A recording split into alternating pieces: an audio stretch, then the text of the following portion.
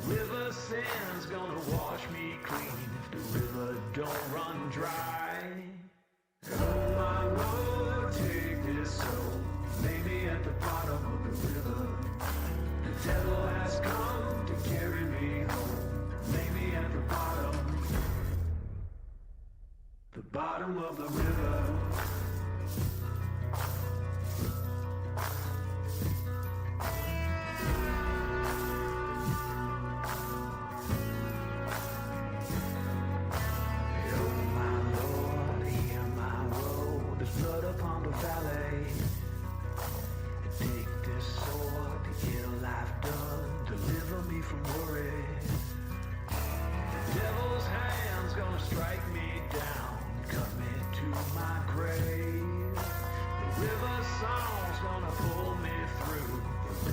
She can save.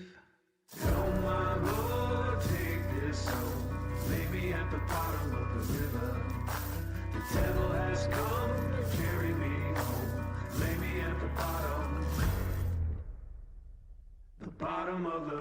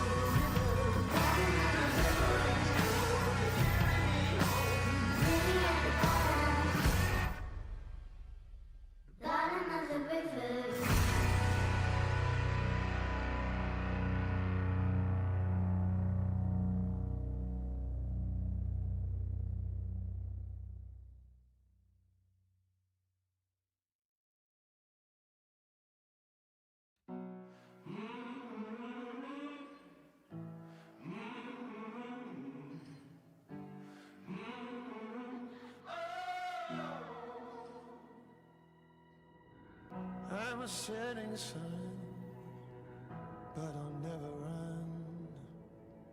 I'm a dead man walking. I'm a dead man walking. I will stay and fight as long as I'm alive. I'm a dead man walking. I'm a dead man walking.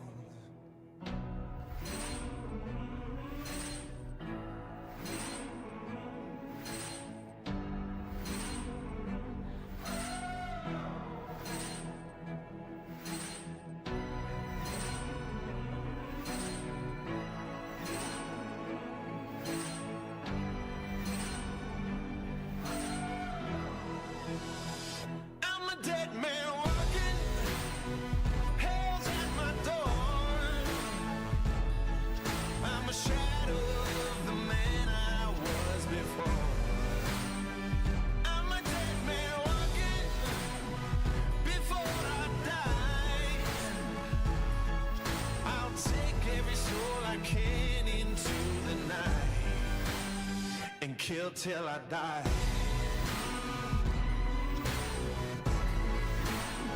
And kill till I die.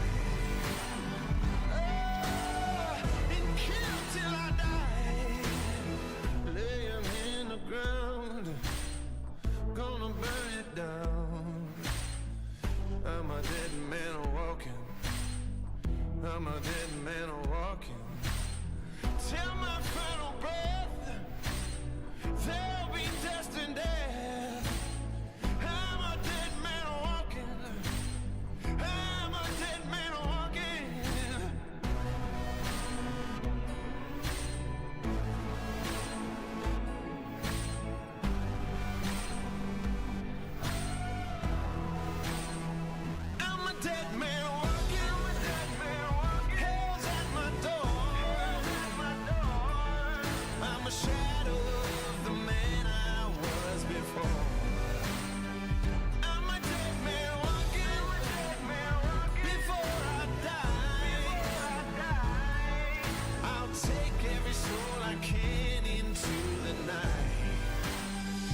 kill till I die.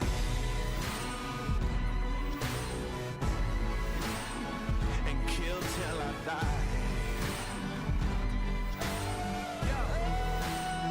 And kill till I die. Days grow dark, death is real. Embracing all the blood that's spilled. Assassinate till my casket's filled. Annihilation for the thrill. Expect more gore and violence. Accept the blackness, don't fight it. Gone forever, complete silence. Evil plans to close your eyelids on a crazy spree. I'm going mad. Stop beating hearts just like that. This soul has seen a lot of bad. My future's in a body bag. This world can no longer bind me. The reaper's so close behind me. Its cold breath reminds me. The shadows of death will find me. Kill till I die. Hell's at my door. Hell's at my door. Yeah. I'm a shadow of the man I was before. Shadow of the man. I'm a dead man walking. I'm a dead man. Before I die. Before I die. Whoa. I'll take every soul I can into the night. Oh. And kill till I die. As long as I'm alive. Kill till I die. Take them with me to the night. I won't leave till you're laying by my side. You leaving where I kill till I die.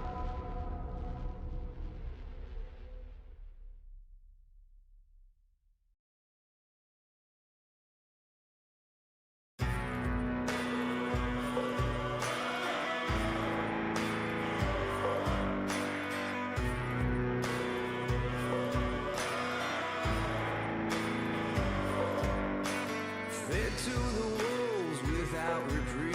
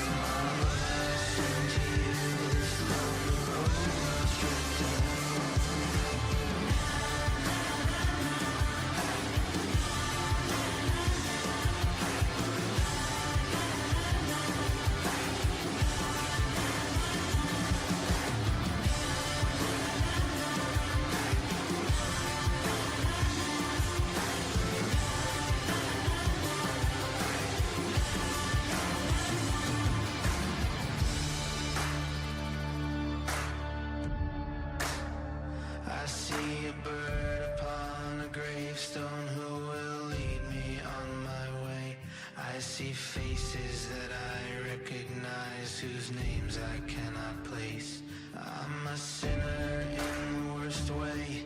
So please, I'm asking you, light a candle, say a prayer for me. There's nothing left to do, 'cause it's a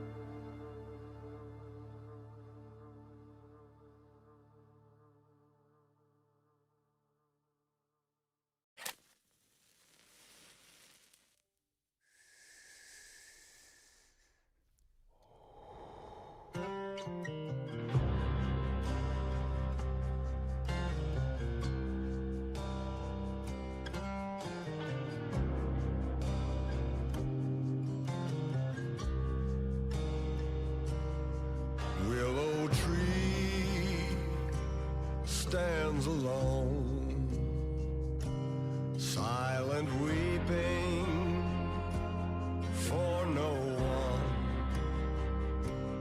Can you hear how the wind blows in the valley of forgotten souls?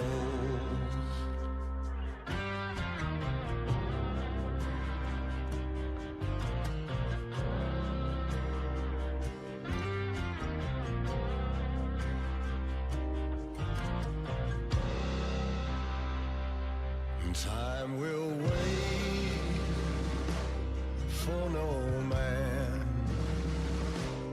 haunting stranger, the devil's hand. Some mother's child never came home from the valley of forgotten souls.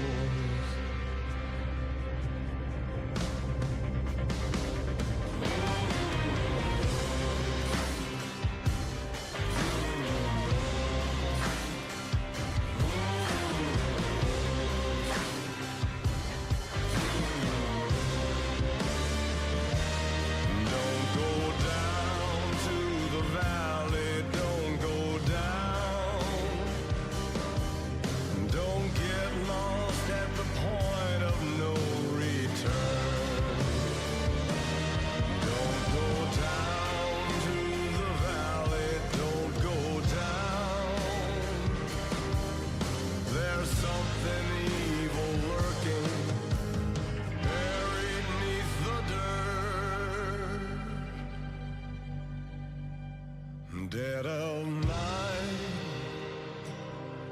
end of days, whispering hollow, rusted shame, rotted flesh, dead man's bones, in the valley of forgotten souls. All good things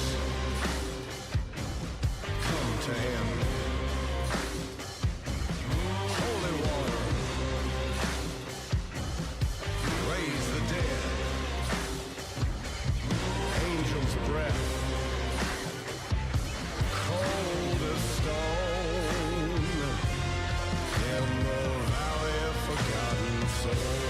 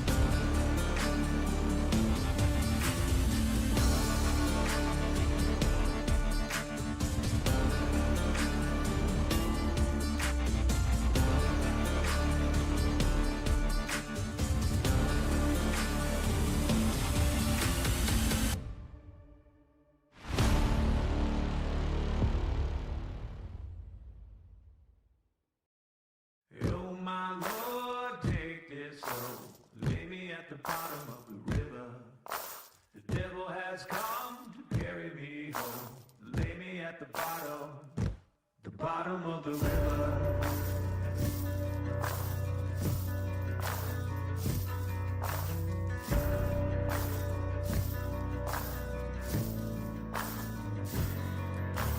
Oh my Lord, take this hand, save me from the gallows.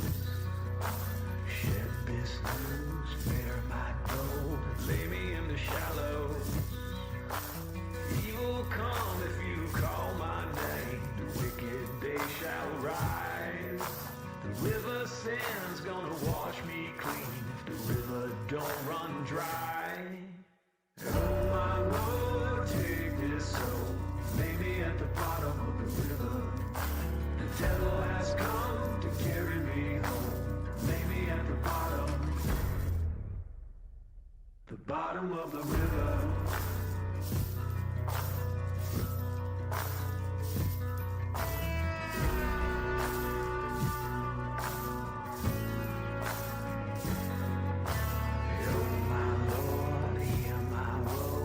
Blood upon the valley. Take this sword, the ill I've done, deliver me from worry. The devil's hand's gonna strike me down, cut me to my grave. The river song's gonna pull me through, the river she can save. Oh my Lord, take this soul, lay me at the bottom of the river. The devil has come to carry me home, lay me at the bottom of the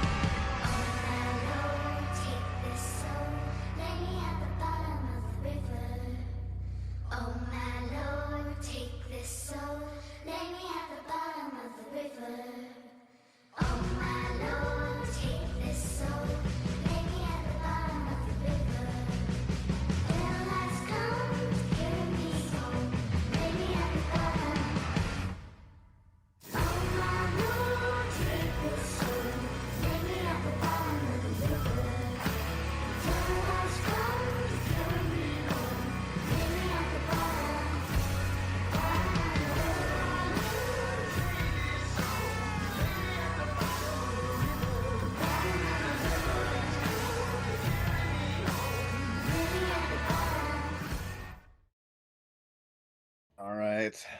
No, Johnny, your name. Oh, thank you. Thank you.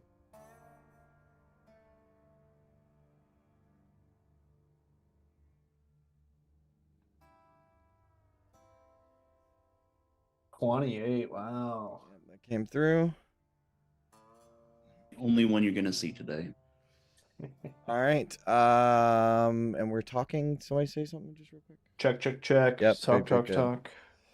Okay. All right. I am going to start recording in 3, 2, 1. Welcome to the Descent. Who wants to do the recap? I'll do it this time. Yep. Okay, so I have a unique perspective for this one.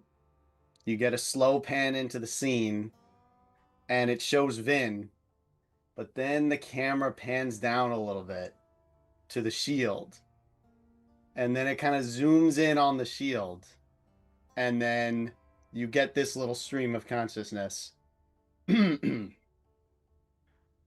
Vin idles away her time with her misguided companions. At least the forge lies within their planned course. Now they are accosted by the dregs of Avernus in this pitiful market as this Yugoloth attempts to solicit them. Oh, but who's this who approaches to relieve them? Flanked by 2 djinns, he's not what he appears to be. He calls himself Mahmadi and invites them into his infernal rapture. Interesting, but now they idle away more time shopping for spell components, leisurely strolling through the Script Keeper and the Vault of the Thirst. Now they finally approach the central structure of the Infernal Rapture, though. Quite a decadent place this is. But of course they have to sign infernal contracts before entry. It is not clear how much of their fare this Mamadi plans to pay for. And now the tiefling courtesans come, named Aranya and Pris, explaining all of the amenities and charming that young fool that they call London. Oh, some time has gone by. Off to the baths and dinner they go. Oh, look at this. Mammon's own Minister of Trade is here at the dining hall. And Vin seems to be enjoying the deep-fried miniature space hamster and candied face spider eyes.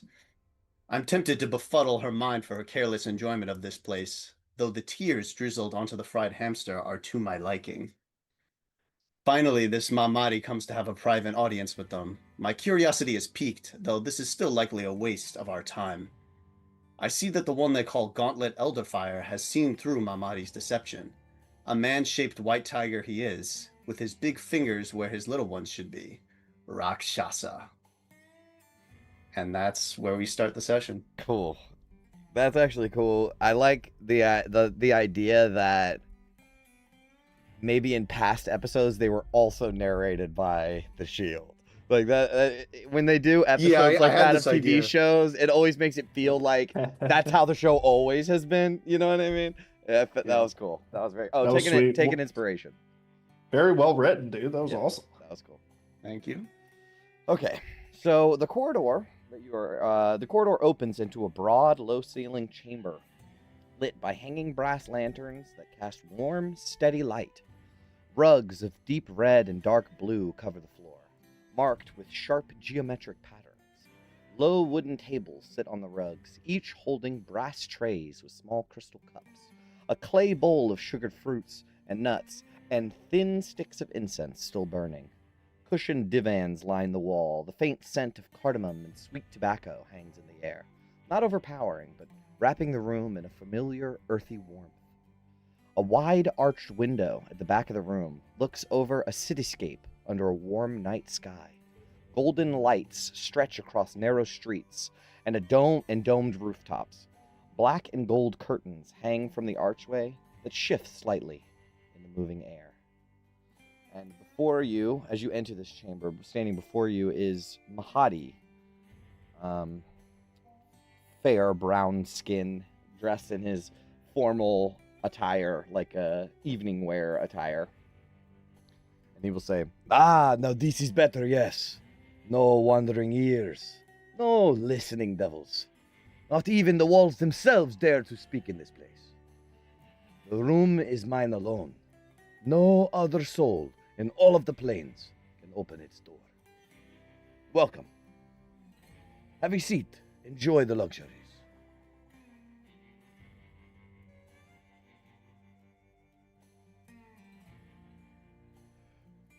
There's like, I think there's a box of cigars that lies open on one of the low tables, and like a hookah. And I think he has like some, I don't know what kind of alcohol, but some sort of like very fancy hard alcohol that he will pour into little crystal cups for everybody. How cool is it that you can smoke in here?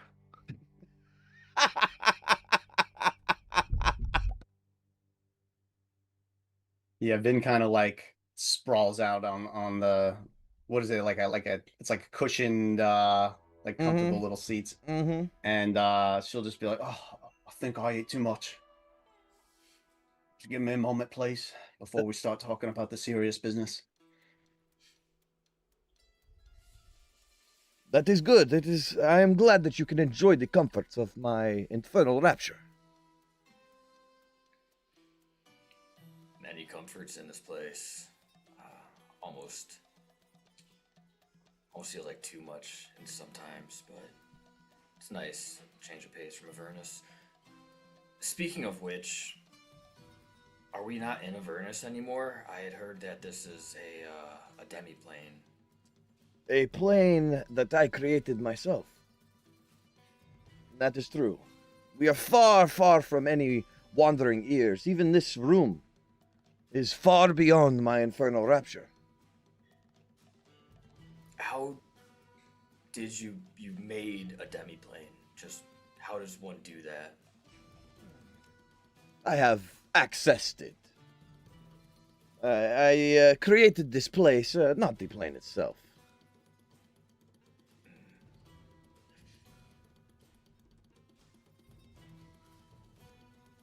Well, I carry a demi-plane with me as well, but I don't know how it came to be. And I feel like there's some sort of connection to Kalimshan with it. So when we saw this place, it piqued our interest. So maybe we were hoping we could get some answers from you about me. He At will. least I was hoping so. He will sit down in one of the cushions and take some tobacco and load it into a pipe. What are the rest of you guys doing? Are you guys going to sit down and partake in the alcohol or the tobacco? I'll sit down and just, try to seem at ease, Mhm. but yeah, not taking any of this guy's stuff. Okay. Ophelia will sit off to the side. Her knees are going to crunch when she bends down.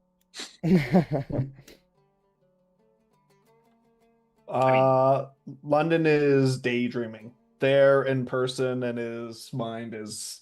He's not even really listening to the rest of you guys, to be honest. I think I don't know. We'll then drink the drink. Someone's got to do it. I mean, Tannis has it in his hand. Cool. For sure. Like, he accepted it. Yeah, I think she'll just start going to town. Honestly, Yeah. it's been like so long. It's very since she's good. had, It's like, good alcohol. it's a hard liquor. I'm not like super versed in alcohol, but like it's some sort of Kalimshite like native hard liquor.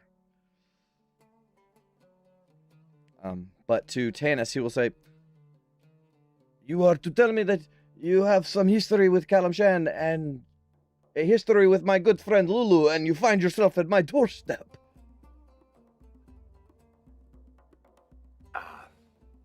Call it fate or what have you, destiny, but I didn't have a connection until Kalimshan until, well, we started our quest. I had already had this, I just didn't realize what it was. It was a man from Kalimshan that told me he thought that I had some connection to a genie.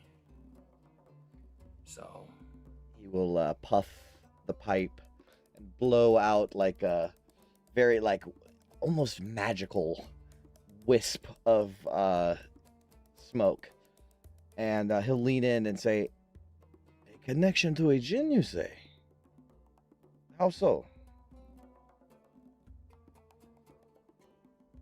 long story short, I didn't know what he was at the time when I was a child. He was a blue-skinned man, that's all I knew about him.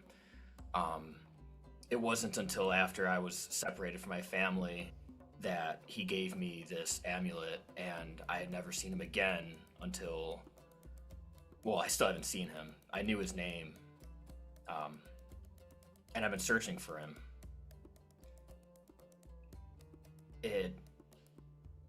I think he bestowed these powers on me that I can now cast strange spells, and I have all these abilities now. That is a curious thing. It gets stranger. See, all these people start calling me this name on top of it all. This Jin Saeed. Jin Saeed? He gave me this sword, and I'll whip up the sword, and it appears in my hand. Oh and boy, there's a lot of stuff happening for this guy right now. Okay, hold on. I need answers. Just tell me what you know. So you will say, okay, so the first thing is when you say Jin Saeed, he lights up and he's like, "What? Jin Saeed? That's uncommon." And then you pull out the sword. I think he'll focus on the sword first. That is a fine blade. It's a Kopesh, yes? Indeed. A Kalashite make, if my eyes still serve me. It is. You do not see blades like that outside the old cities anymore. Tell me, is it true Kalashite steel as well? he claimed it was when he gave it to me. He said it was a family heirloom of his, and he wanted me to have it because it's good luck to aid Jin Said, he said. That is true. May I? Just to admire the balance. Old habits, you understand. I'll hand over the sword. Yeah, it's fine. He will look it over, and his hand almost reverently touches the hilt and over some of the symbols and, elegant carvings on the blade, or on the hilt, and up onto the blade. And he will say, "By the hells.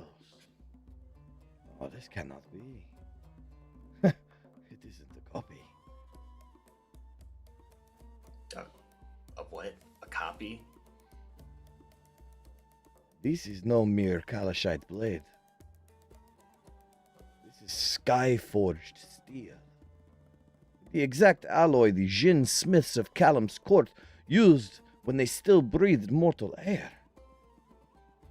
You see this here? I know these markings. I studied them in the ruins beneath Alvaraven. But those were mere fragments. Yes, my friend. This is the sword. The sword of Callum the Great. The founder of Callum Shan. The blade that carved the first city out of the sand and wind. Do you have any idea what you carry? This blade has not been seen in over 2,000 years.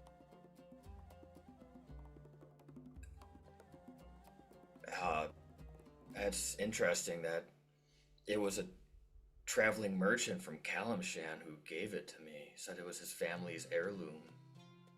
The Kalashite dynasties have scoured the plains for this. Every historian in Zakara would sell their soul just to touch it. And this was the sword of Callum? The one. Okay, that is interesting because the blue-skinned man I spoke of was named Nassar. Are you familiar? It is a familiar name to me, yes. Is that one of Callum's sons? Yes. At least they have the same name. By the gods. You are Jin Said. Everyone keeps telling me that. The Hells has a sense of humor, no? It is no simple irony that one with such a gift has found their way to me.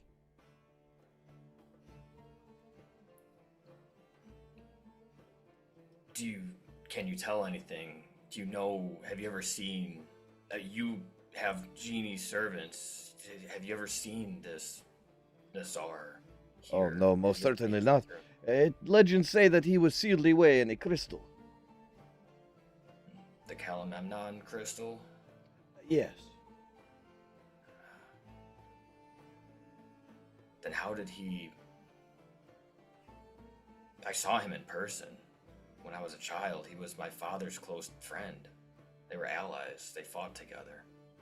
It could be another name. It is, or it could be another Jin. They, treasure names. So it wasn't Callum's son then? I do not think so. But I am not sure. You do carry Callum's blade. But you said you got it from a merchant. Who was this merchant?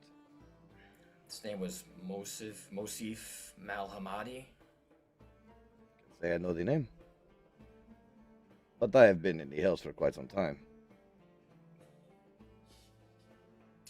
CC honest on that? Make a insight check.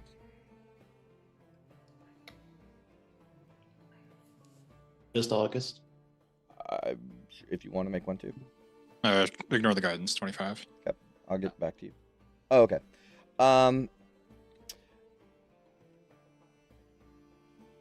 This guy is an extremely talented liar. That much you're certain of. But he doesn't know the name that Tanis is talking about. But the fact, like, you can tell that this guy is a really good liar, and it's going to be hard to suss out what is truth and what is a lie. But for this specific instance, you're pretty sure that he doesn't know this Mosif Malhamadi or anything like that.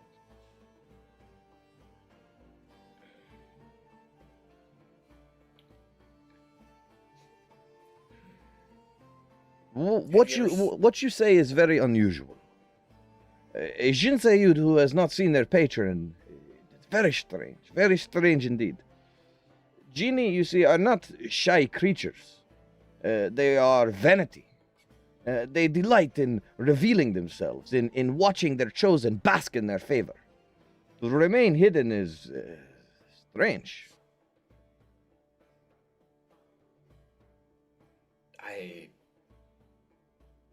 I've never heard that before, but I felt it was strange as well that I would just start getting all these powers and seemingly from who I can only assume to be him, and then to be called Jin Said and not know anything else about it. Now I just seek answers. Well, there is one way to get answers.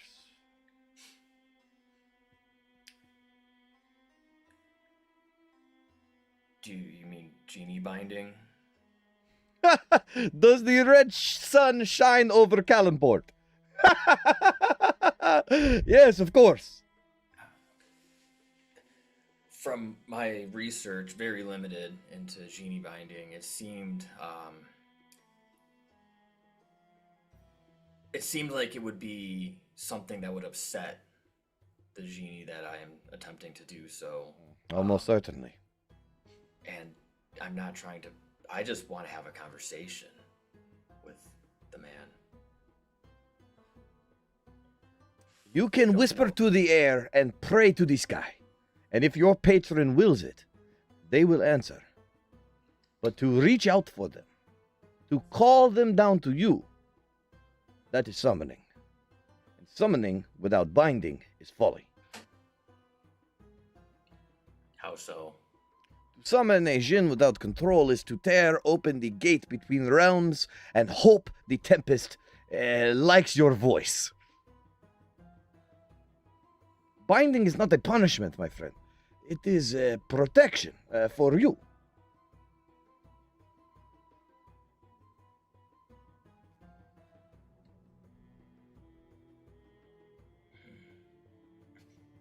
Seems dangerous.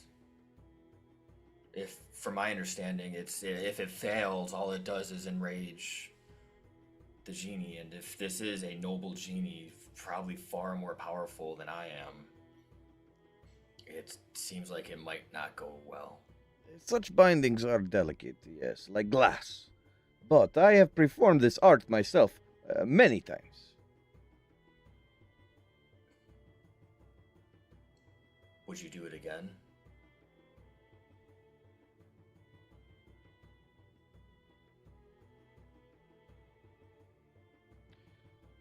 The ritual is delicate. Old Kalashite work. It requires precision, and a few materials not easily found here in the waste. Costly things. Nothing is impossible, mind you, but not the sort of things that people keep on a dinner tray. It is possible for me to do.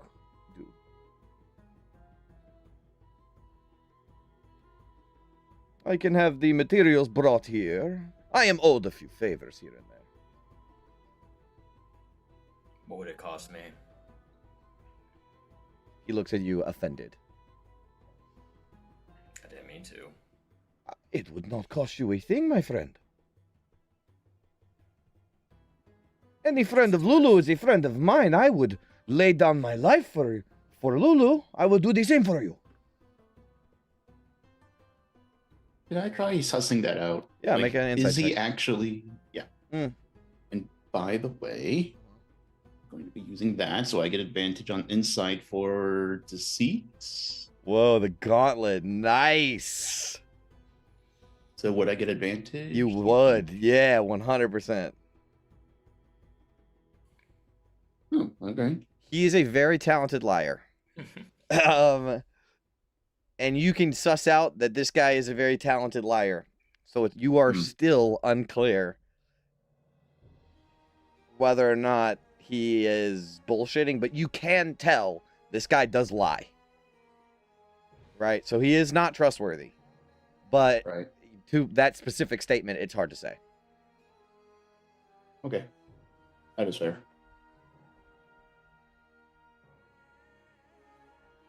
Speaking of Lulu, you say that a friend of Lulu's is a friend of yours. Where do you know Lulu from?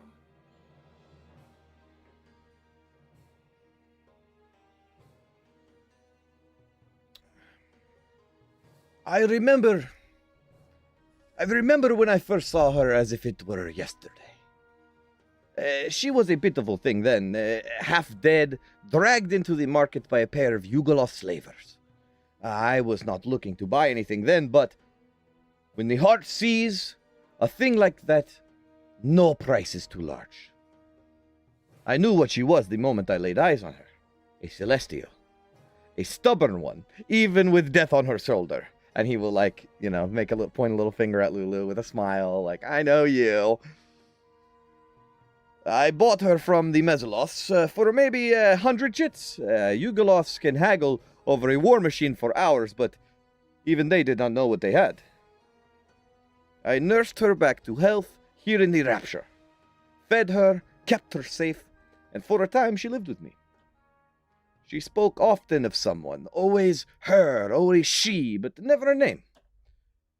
A friend she could not quite remember, a promise she could not quite let go of. Every day she would stare out at the horizon, as if the answer were just waiting, just beyond the wastes. And then one day I returned from business rounds, and she was gone. Vanished like a wisp of smoke. She only left a little note. I think I have it. And he will reach into a pocket a little too far for how far a pocket should reach into. And he will pull out a little note and scribbled on it in very poor, elementary school handwriting. It says, thank you and goodbye. And that's it. Have we seen Lulu's writing before? I'll say it looks like Lulu's handwriting for sure. Okay. And that was it. I never saw her again after that. I do not blame her, of course. A creature like her was never meant to stay in a place like this. But I will tell you this. She was quite the light in this deep, dark pit.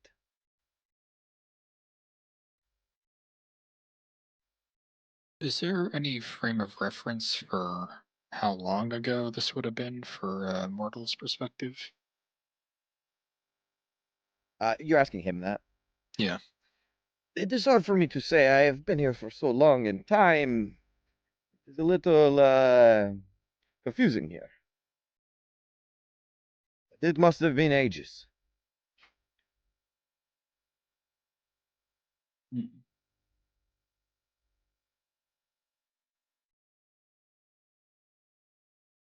Ophelia will say, well, Lulu, is this bringing back any memories? Anything sounding familiar? No, I'm sorry, Mahadi. Oh, that is quite all right, little one. It is quite all right. It is good to see you again. The pleasure is all mine, literally.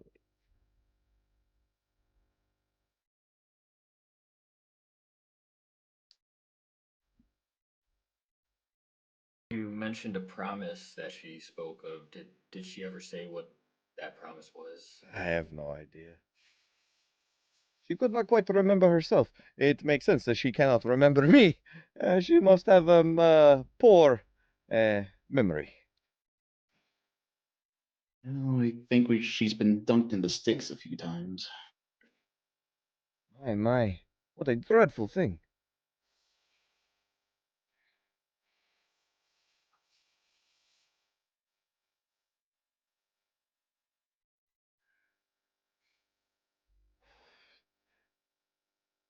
I come from a country where a guest under one's roof is sacred.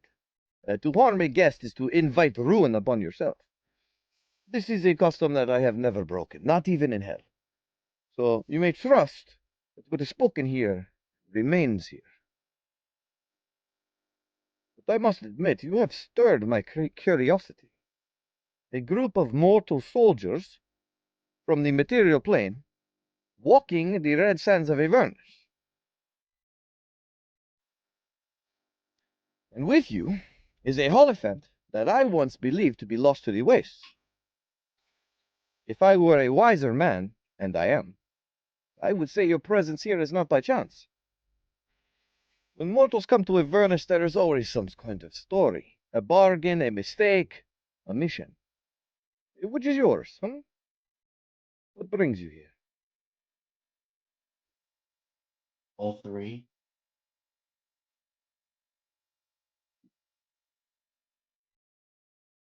Yes, the mortal city has found itself in dire straits, and we are doing what we can to help them. I have heard of this. So- El Turel, no? That's right, and we've heard this isn't the first time it's happened either. I have heard such stories as well, but they could be stories. Who am I to say? And that is what brings you here. Yes, Among other things. Yeah. What does a group of mortals and a Holophant think they can do against Zariel's schemes?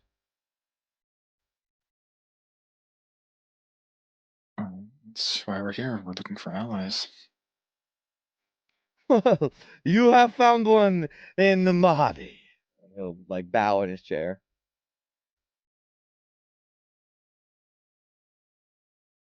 Suppose that leads us to the question of how we obviously, I'm sure you can figure out from what we've told you, are trying to save this city that was dragged down here, which would be going against Zariel to do so. And you would help us with that? I am not sure what a mere Kalashite mortal living in hell could do for you. But I have connections and information. Well, you see, our Hollyphant friend has lost her memory, this you know, and we believe we have a means to recollect what was lost. To do so, we need some items. Vin can give you the details because she has the list. She's our resident intelligence expert. Hold, please. Are you saying that this Holophant has a connection with Zariel?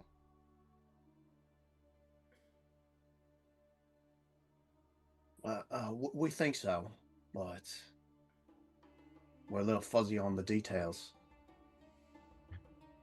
And she is a little fuzzy around the ears, no? Yes, I mean, so far Zariel has been an enigma to us, so any information we can get about her is something we need. She is a bit of an enigma to the people of the Avernus as well.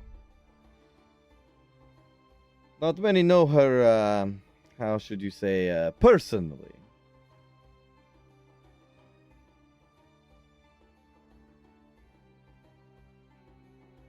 Very curious, very curious.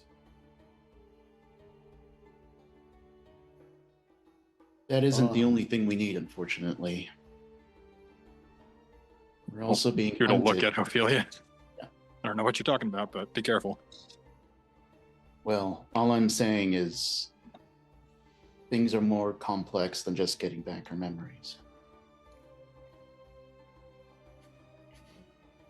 If you are looking to protect her, keeping us alive is going to be vital to that. Otherwise, who knows where Lulu's going to end up.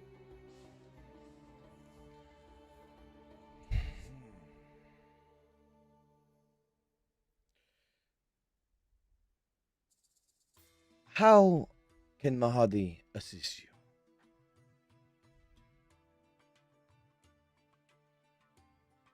You have connections. You said you can get things. People owe you favors. We're looking for some items to fix a machine that would regain Lou's memory. If you could reach out or point us in the right direction, even. Who is making this machine? Is it you, Vin? No, not me, but I have to say, downright madness, this device that we were shown. You familiar with Mad Maggie? I have heard the name of Fort Knucklebones, no? Oh, she has this ridiculous device that can somehow restore Lulu's memories, like Tannis was saying. But she needs some parts. Let me see here. I have it somewhere. We have astral pistons, a Nirvanan clock box, a Heartstone. I think we know where to get that one. And some kind of Halo shard or Divine Conduit. That about sums it up right there.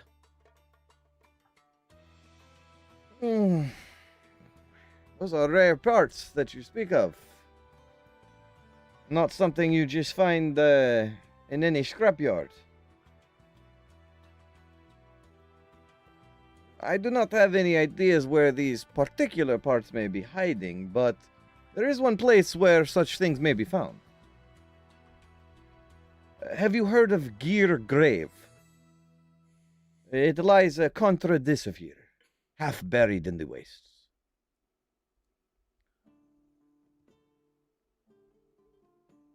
Sorry, what was it called again? Gear Grave. First time we've heard of this.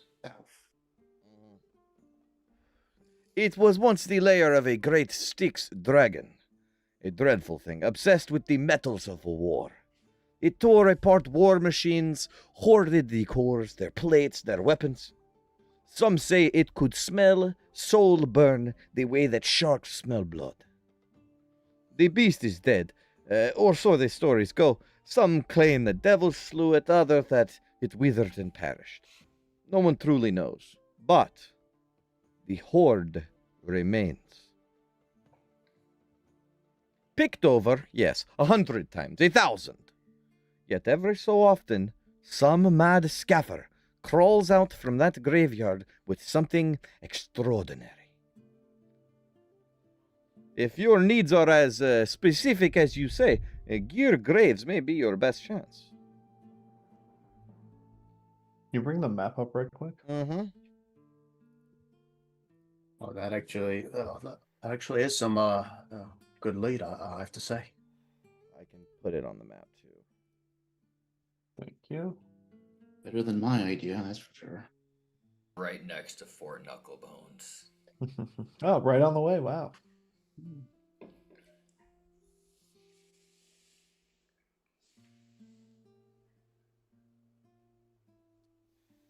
Wait, is the map pulled up? Did I pull it up? Nope. Nope. Oh, there it is.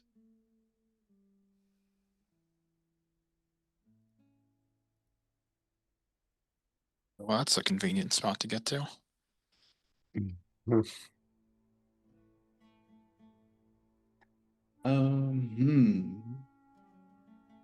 Yeah.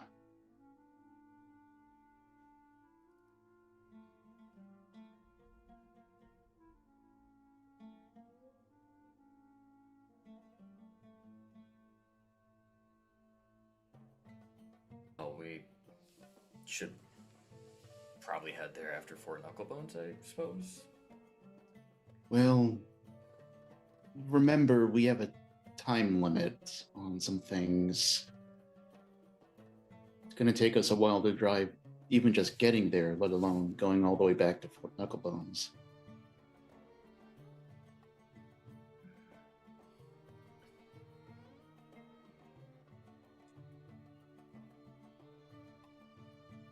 Seems interesting, but I think I might have to agree with Ophelia.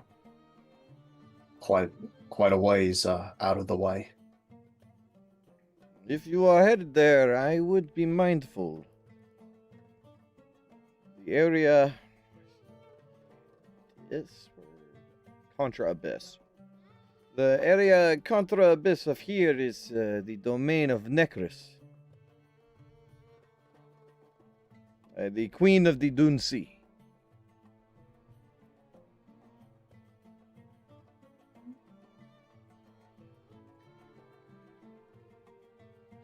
We found evidence of that,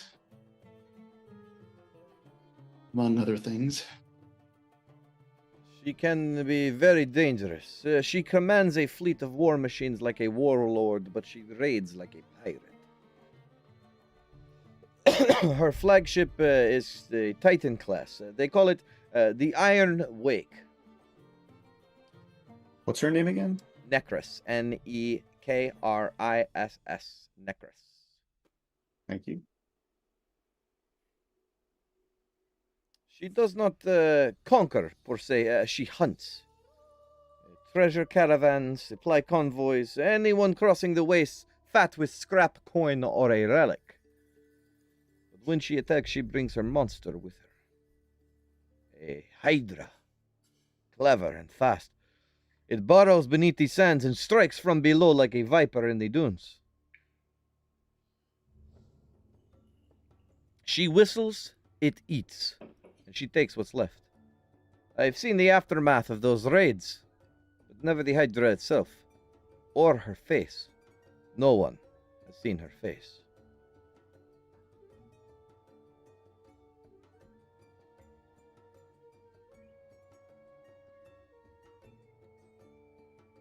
We have seen the handiwork of this creature as well. We plan to avoid her at all costs. Actually, Mad Maggie warned us about her, as well as the other warlords, Malaxix, Red Disciple. He knows he knows a lot about Malaxix. He hears about him a lot. But he will say, I would be careful. The Iron Wake, Necris, does not linger. It strikes fast and clean. And then it's gone. One moment, it is death on wheels. The next, the wasteland is silent again. People say that the machine vanishes. Pah! War machines do not simply vanish. Not like that, no. I have heard whispers. Careful whispers. The Iron Wake does not disappear. It teleports. They say Necris possesses a device. A mnemonic rotor. Rare, dangerous, nearly impossible to make. Such a thing can tear a vessel through space in an instant. One breath here, the next 100 miles away. Warlords cannot even dream of touching such a relic.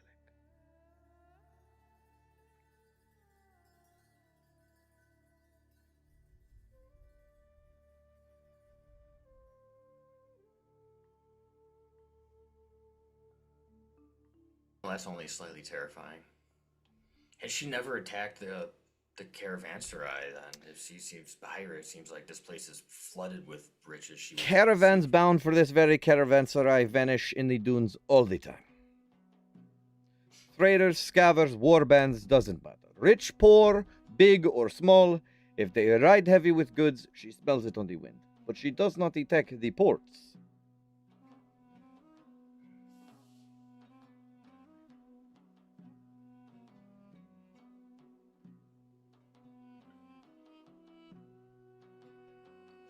If she destroys the caravanserai, there's nowhere around here for caravans to come to anymore.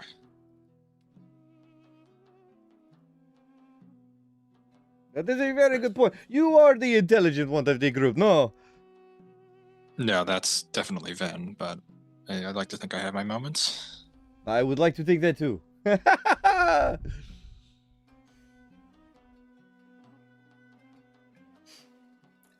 And the offer for the components we would need for genie binding. Oh, yes. You wish to bind your gin, eh? risky, but it's I feel there's no other way to contact this Nassar, and I need to find him. It's important. Do you carry anything that might have once belonged to your patron? Anything of unusual make? Kalamshat, perhaps. A token, a weapon, a charm? The only things he left me with was this amulet, and I'll hold up my gold amulet. May I? Sure, yeah, I'll hand over the amulet. He takes it and looks it over.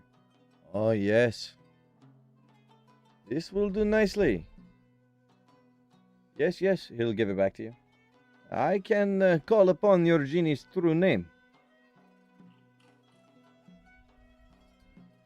Right here, right now? I would need the materials, but yes, I can do it for you. Give me a few days. I will call in my favors.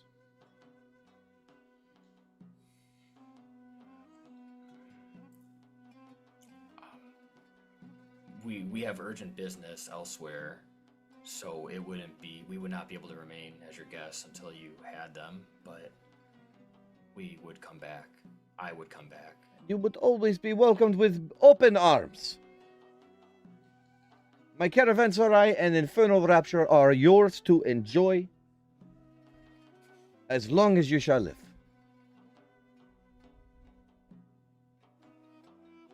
Perhaps we should stay here, Tennis. Who knows what that could open for you? And who knows what doors could close if we don't make haste.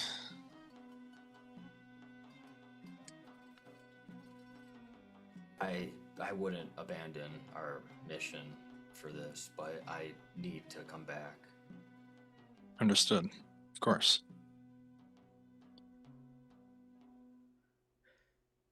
If you would, Mahadi, gather these things, and we this won't be the last time we see each other. Certainly. next. Consider it already done, my friend. Need not ask again.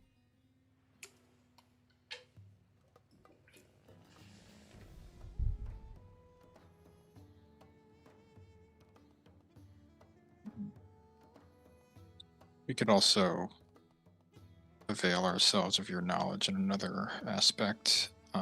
Do you know any factions that have a bone to pick with Zariel that we could maybe engage with in some sort of alliance? I would not say factions, no. There is one beast I can think of, or maybe two. Though I doubt Bell will likely be stepping up to his mistress. But there is one, yes.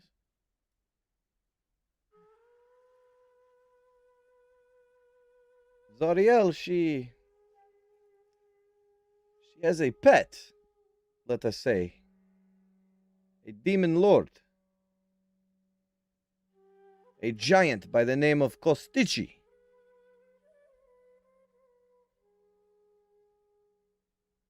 Not many in this land know where she keeps her beast chained, but Mahadi does. I make it my business to know things like this. Though I do not think a group of mortals, a Jin Said and a Hollyphant should be doing business with a demon lord.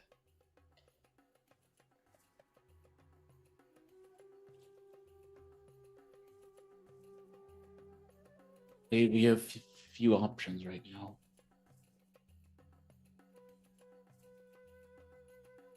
How do you spell it?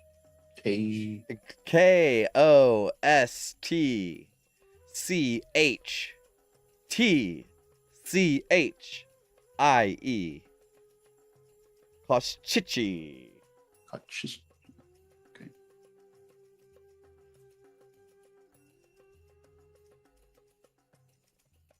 Can you tell us where can be found if we... There is a chasm. It is bisward from here. A black, dark place.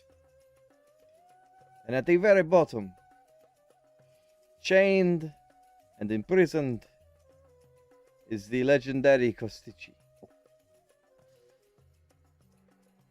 And I can put that on the map too.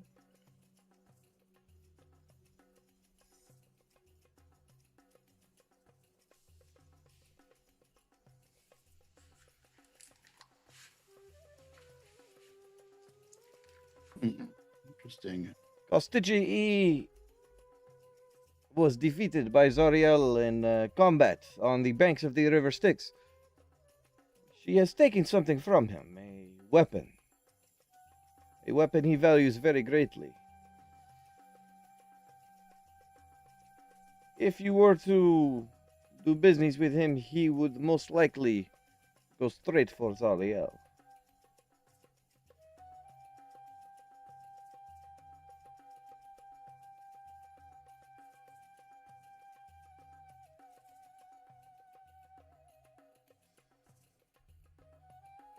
But you did not hear this from a hardy.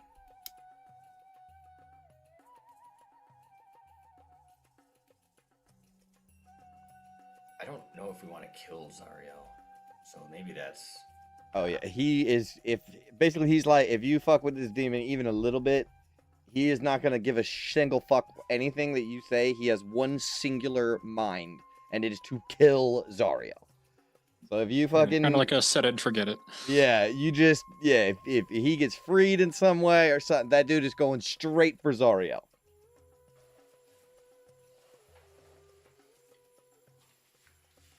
And apparently Zariel's main weapon is this guy's weapon.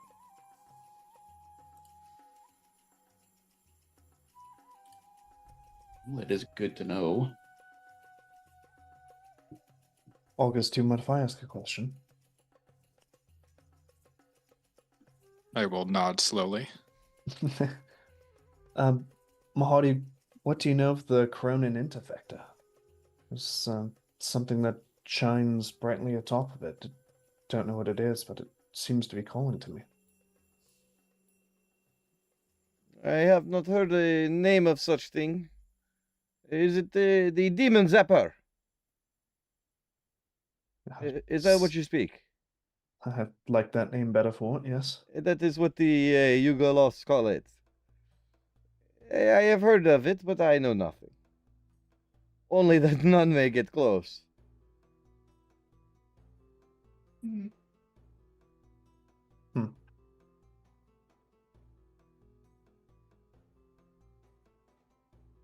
Well, that's okay. I do have one more question that's perhaps even more important. Your host. What was the name of the one succubus? Prim? Press. Press. Your host, Press. Is her employment here indefinite?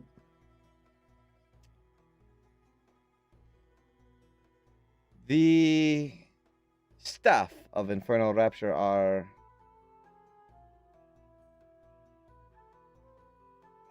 He'll say that the staff are very happy to serve here at Infernal Rapture.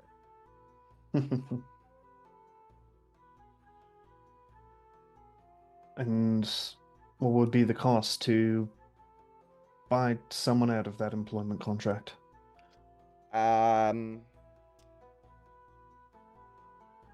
basically be like, what makes you so sure she would even want to be free? Basically, like, Look at me, of course she would. Yeah, but I think he's gonna try to say it in a way, like, I can't think of the correct wording for it, right? But he would say, like, she's happy here. You know what I mean? Why would she go anywhere else? Right. Just indulging my curiosity, I suppose. Of course. And she will be awaiting you when you inevitably return. I'm sure. Yet another reason for us to come back, I suppose. London will get kind of weirdly quiet. I know we have a mission, guys, but... So you guys have a mission. Is there anything else you want to talk to Mahadi about? He knows quite a bit about Malaxis if you want him to give you that spiel as well. Quite a bit. Just curious about the Remnant at all, if he knows anything about them. Never heard of them. Yeah, I would assume we're milking this guy for as much information as we can get out of him. Sure. I mean, give me. I mean, do you want me to do the Malaxic spiel? Yeah, you wrote all that lore. Let's get it. All right. Yeah. So, basically, here in the caravanserai, the Yugoloths speak of him often, always with respect and fear. They call him "He who was not born." He is one of the first child of the night hags who reared the Yugoloth race from the Grey Wastes. They say his name is on the first page of the Book of Keeping. Once he commanded Yugoloths in the millions, but he is not a conqueror. No, he is a forge master. His creations were infamous, cursed items scattered across the plains. But above all else, the War Eater, he hunts books of keeping. That is why he came here. Long ago, he heard a book was lost in these wastes. A whisper was enough, and he brought his army in the millions to Avernus, and he burned the wastes with his search. But on the banks of these Styx, his march caught the attention of the beast of butchery, the demon lord Yinogu, and his horde. They must have been on the Styx planning an attack to the front lines upriver. At first, the War Eater held the line. His armies were disciplined, and Yunogu's rabble could not break him. But then it came. The demon's secret. Dragging itself from the bottom of the Styx, the beast they call Kroketoek. Kroketoek. I have pronounced it 100 times and practiced it 100 times, and I still can't pronounce it. It's Kroketoek. Kroketoek. Anyways, this creature was no ordinary demon, my friends. No. It was a mountain with teeth. A thing with a gullet so massive it could carry not just one, but 100 legions. Demons waited inside of the darkness of its belly until the doors of its throat opened like a fortress gate. Its jaw split wide and a tide of demons poured from its stomach. And the first charge was the end. Yugoloths died by the hundreds in seconds. The battlefield turned to mud and blood.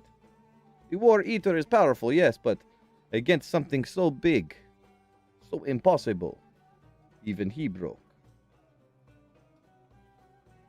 He tried to fight Yinogu himself and lost, and was left cursed by the Demon Lord's unholy weapon. And defeated, he fled into the wastes, broken, but not dead. In the wastes, he has found a abandoned Titan-class war machine and claimed it, fed it iron and corpses until it moved again. And from that wreck, he has built his new throne. The Yugoloths that remain follow him like zealots now. They call him the Father of the Crucible. His army now more like a cult of steel and flame. And now he is always searching for strays. Yugoloths who have lost their place, their purpose. Those who join themselves call themselves the Black Chapter. My eyes on the wastes see his convoys through the wastes, hauling fresh steel and black-forged weapons thisward. He must know a way through the Ashen Peaks. I have little doubt those weapons may find their way to the front lines.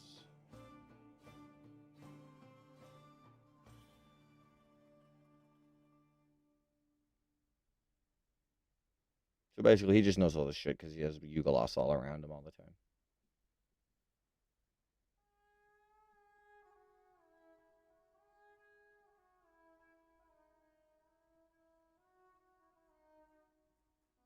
Why did Inagu attack him of all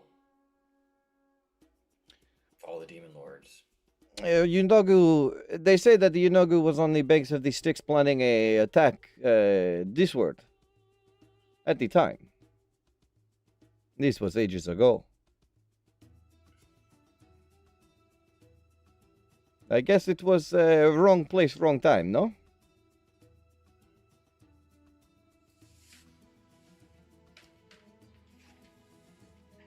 They do not call him the beast of butchery for nothing.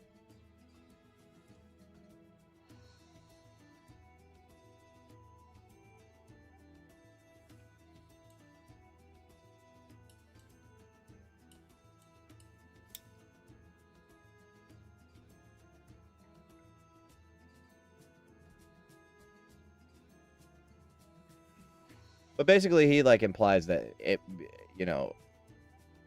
Malaxix might have won if Krakatoa didn't show up, and Krakatoa is like an aircraft vessel, like an aircraft carrier. It's like a gigantic, massive creature that carries monsters inside of it. And it's like one of Yinagu's guys, or just like a force of nature? No, that dog, exists in the it's abyss? Yinagu's pet. Oh shit. Yunagu rides on top of it. He'll even say something like that, like Yunagu will ride on top of this thing. Like he'll be like, I fear Yunagu. Everyone should. But Krakatoa is like a force of nature. And it resides in the River Styx. That's what the legends say. If it was any smarter, it would be the Demon Lord instead. 100%. Strange place to build a floating market on the River Styx with a death creature just beneath you at any moment. There is death creatures all around, my friend. Might have actually seen that thing. Yeah, we saw something in the river. I have heard the stories of Krakatoa, but they are all stories from long ago. No recent sightings or things like that. What you may have seen was a Styx dragon.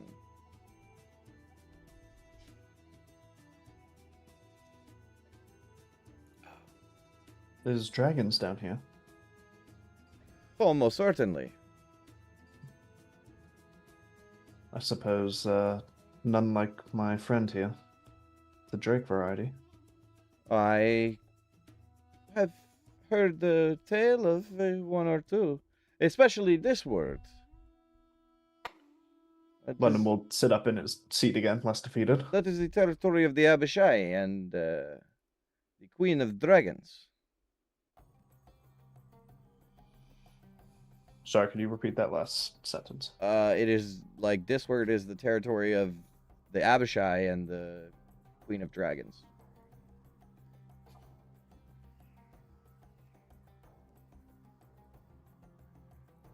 Another powerful demon lord patrolling territory, or?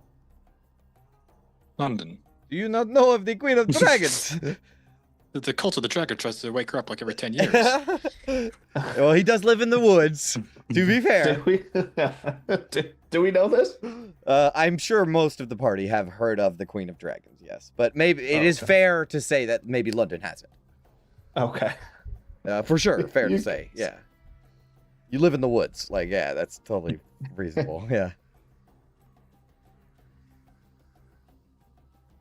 But he doesn't know. Sure. He doesn't know much about her. But he will say that her lair is in the Ashen Peaks. This is well-known information.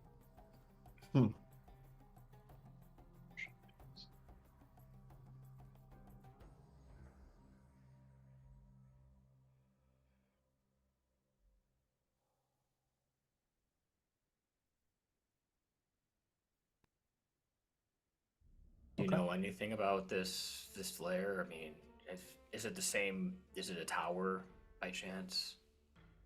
No, No. it's he'll explain that it's a maze and labyrinth of caves. And it is heavily protected by Abishai and dragons. And that it leads to, like, if you can make your way through, it leads to this, like the next layer down. But it's no one who goes in there ever comes back out. Sounds like a good place to avoid. Yeah, he would suggest avoiding that at all costs. It is I say protected that by looking the at Queen of one. Evil Dragons herself. I mean, I wasn't making any plans to go down there.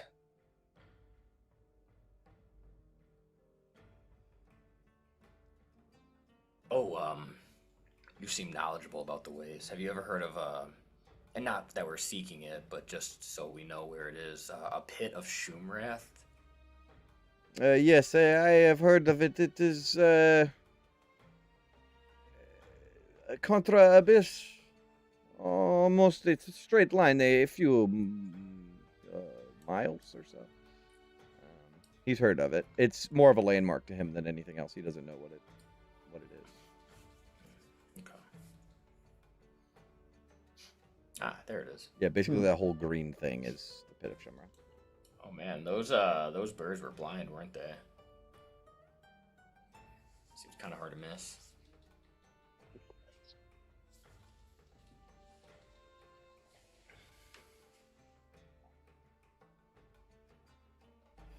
He doesn't know anything about it. It's like saying, do you know where the river Styx is? Like, yeah, it's over here, you know.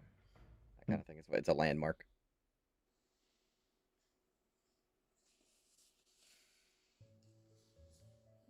Okay.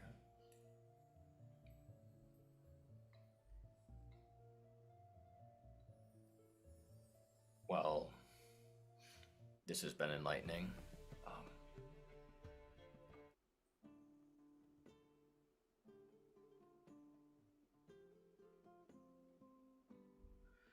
Anything else?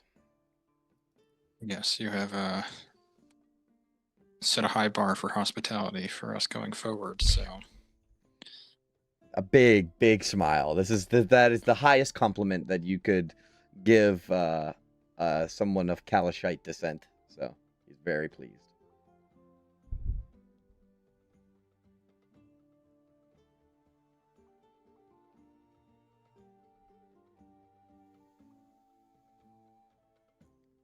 Well, is there anything else? Suppose we have to leave first thing in the morning, won't we? suppose it's till next time then. I suppose so. It will be a shame for my friend Lulu to leave so soon, but it is. You obviously have things to do, so I will not keep you. But yes, I do expect we'll be back in the foreseeable future, though. I will be expecting you. This might be a bit impertinent, but in case it comes up and we need to get in quickly, can we just enter it anytime we need? You will have to go through the portal below, and in order to enter, you all must sign the agreement. But yes, you are free to enter at any time. Let's say we were being chased by something. Forgive me, my friend. What could be chasing you?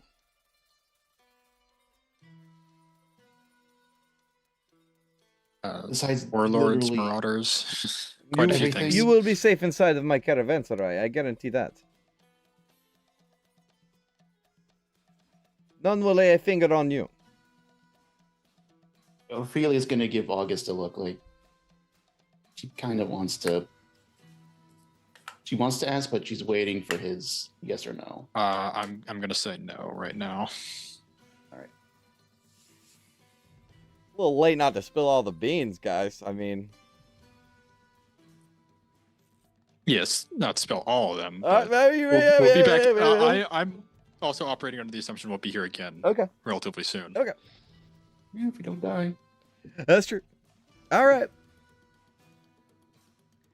You will have to forgive me. I had not realized that the hour had grown so late, my friends. You are my guest here, and as such, I insist that you rest properly.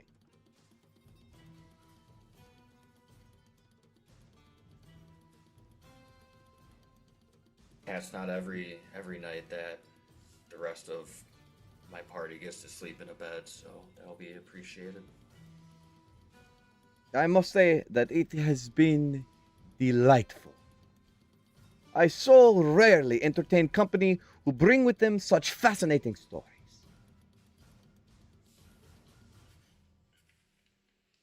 Feelings mutual. I look forward to bringing you some more. Perhaps I shall see you off in the morning, after a proper breakfast. That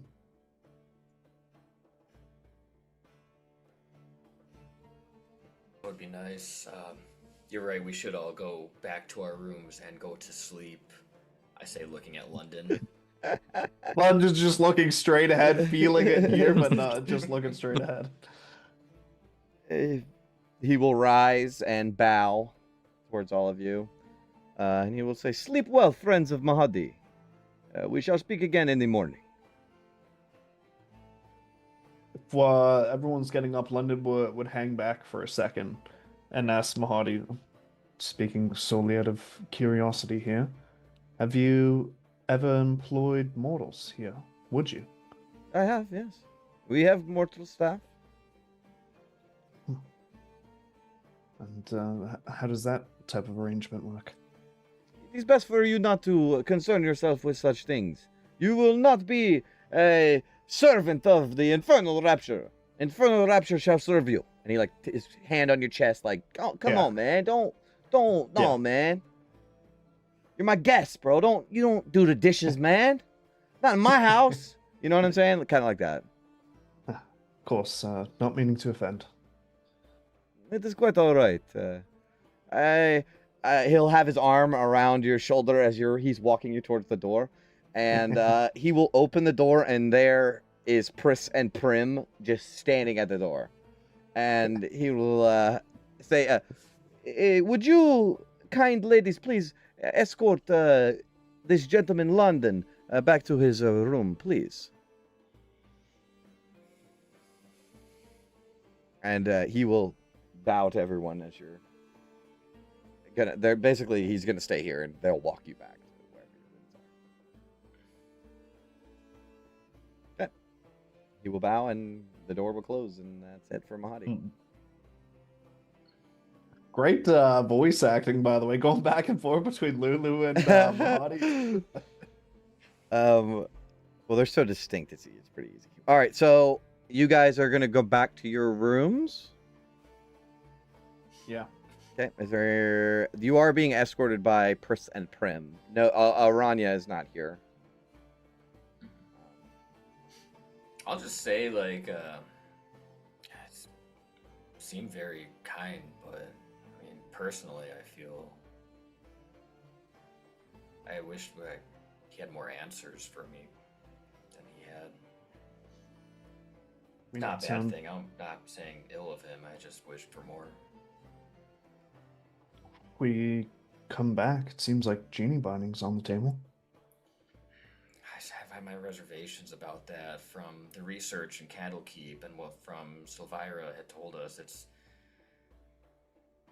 This isn't somebody that I'm trying to make an enemy of. This is somebody who I need to help me find my family.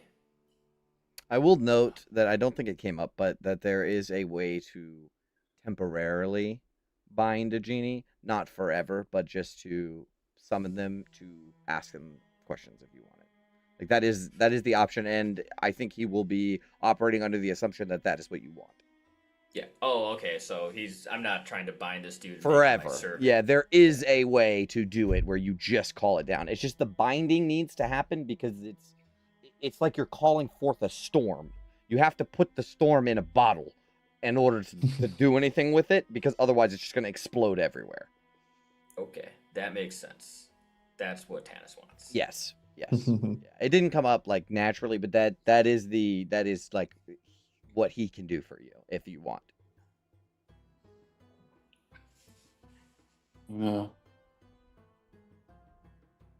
I do think we should pursue it, Tanis, but I am a little worried. He said it's so rare for a djinn to not make themselves known to their, not patron, whatever the word is.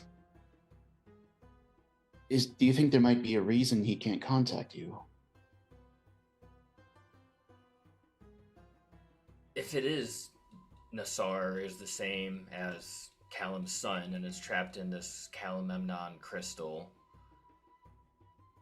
maybe he can't reach out because of that, but it just doesn't make sense how I saw him. He carried me. He was there. How long ago was he imprisoned in that crystal? Stories say ages ago. Thousands of long years. time. All right. Before mortal man was even like a thing on the material plane. Right. Yeah. Perhaps he's able to project some level of himself out, enough to interact with a mortal and give power, but not to maybe do much more. It wasn't a one-time occurrence. I mean, I saw him throughout my childhood. He would come to my home with my father. I'd see him on a weekly basis for years.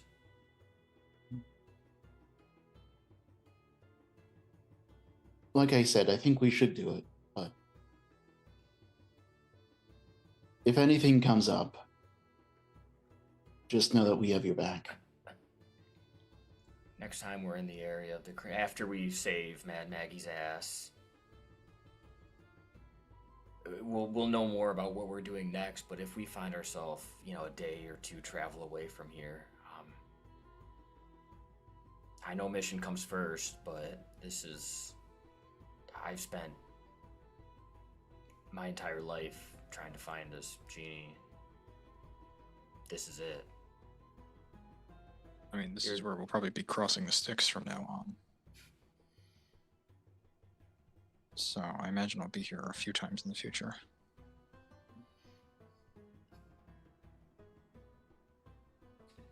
If anyone's earned the right to be a little selfish, it's you, Tanis. There's nothing wrong with wanting something. Right now, it seems to be almost at our fingertip.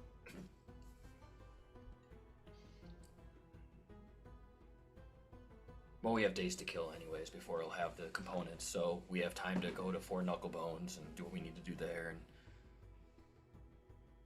maybe from there we can return.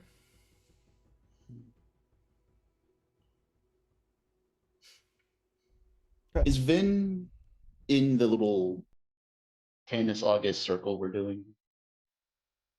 I mean, I'm openly having this conversation. Yeah, I imagine so. Yeah, I think that London has the girls, like they're all on him and he's all on them, so that you can have this private conversation and them not actually hear you or actively listening, right? All right. Just a little condition that keeps it up. I just put a little Oh in, yes, in the morning. Oh my and, god, and they're like talking about the buttons on your shirt and just all the whole thing. I'd say it's more curly, wavy than curly. Actually, Right. You have the curl. This is more wavy, I think. Exactly. Ophelia is going to lean into Tanis and whisper very quietly to him, I would be careful with Mahamadi. How do you mean? He was nothing but helpful. Let's talk on the road. We'll talk more. Insight. Yeah, go for it. I don't say that sarcastically. That was sincere. All right, so do you guys just One want of to? Tanis's zingers. You guys want to go back to your rooms? Yes. Right before that, actually, Vin, I think, will be kind of keeping to herself, and she kind of just reaches out to the shield lazily and asks, like, what do you make of that Mahadi? That is a fiend if I have ever seen one. Basically, is what he says. Oh, I see. I suspected as much, but maybe that idea was there because of you or me. I can't quite tell sometimes. but I got the feeling. You'll say a pile of shit covered in honey. Basically, like some sort of metaphor like that. It was quite the charm of that one. Well, I'll keep that in mind. And hopefully we can get back on the road soon and not waste any more time.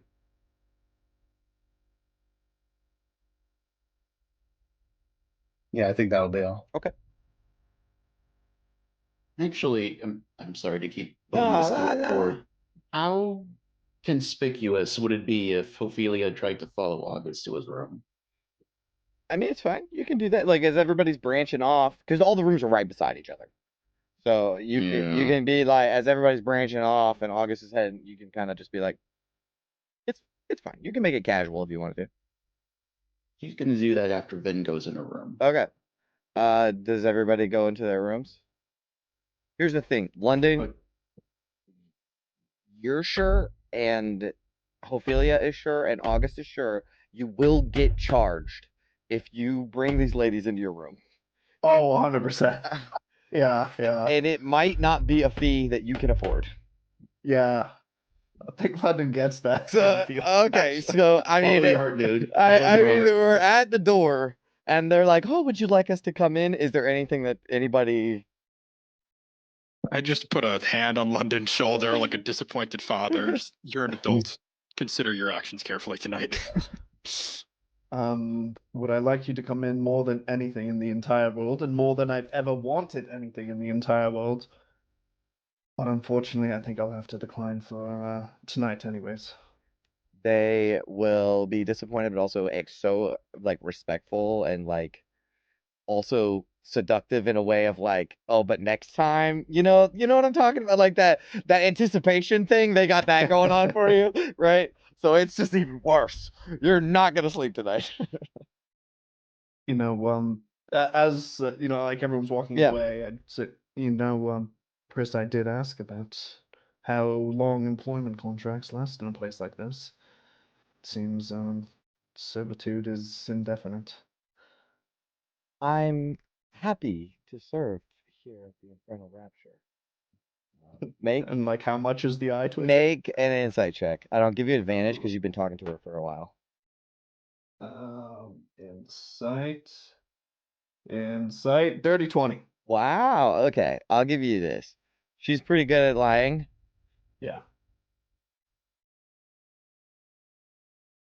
When she says, "Oh, I'm happy to serve here" or whatever, Mhm.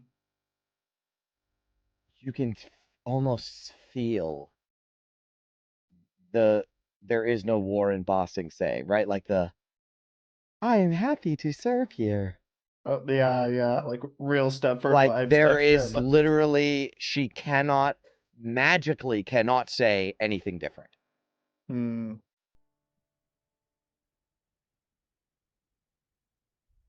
Wow. It's foolish as it is, I even ask what the cost would be to pay out a contract, but perhaps no figure even exists. She will say, she'll say something like, "I have enjoyed the comforts of Infernal Rapture." Fill out our quick survey after this, and Yeah, but I think it's more like,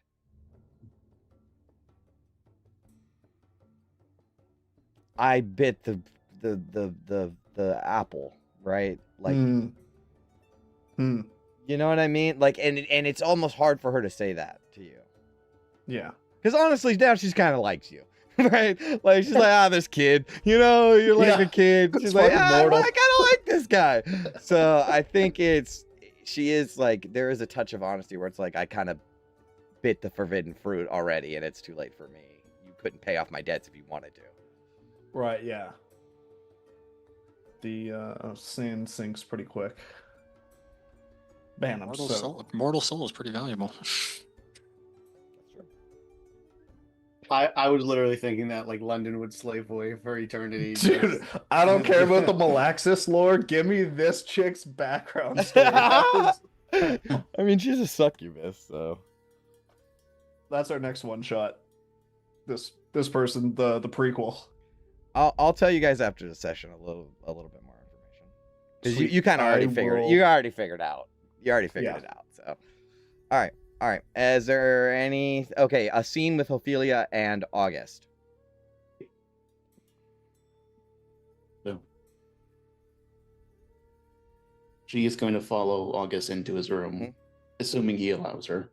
Yeah, of course, but Yeah. also just a general I assume everything we're saying is being monitored. No offense, Mahadi. Oh, that's Through the cool. walls, beep, none taken, beep.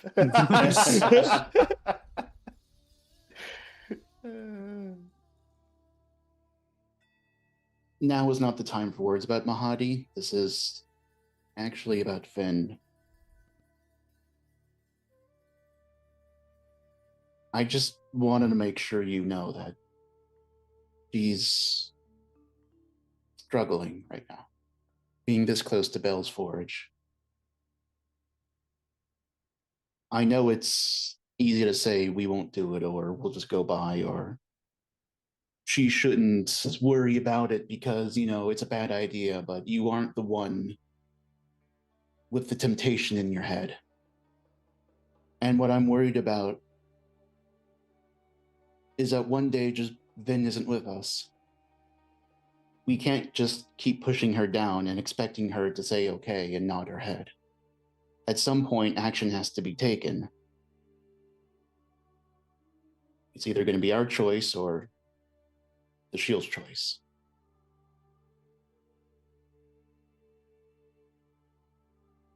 All of us on the team are valuable, but we can't lose Vin. Not now.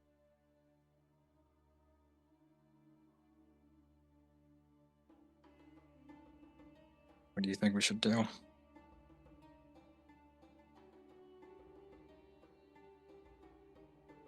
I genuinely don't think she's going to walk away from Bell's Forge.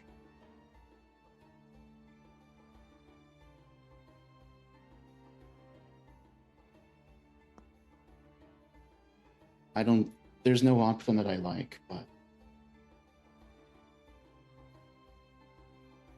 Yeah, I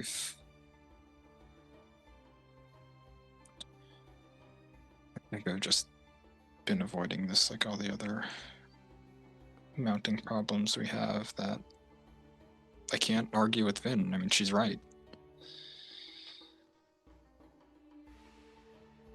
It's getting harder and harder for me to justify us not taking the fastest route.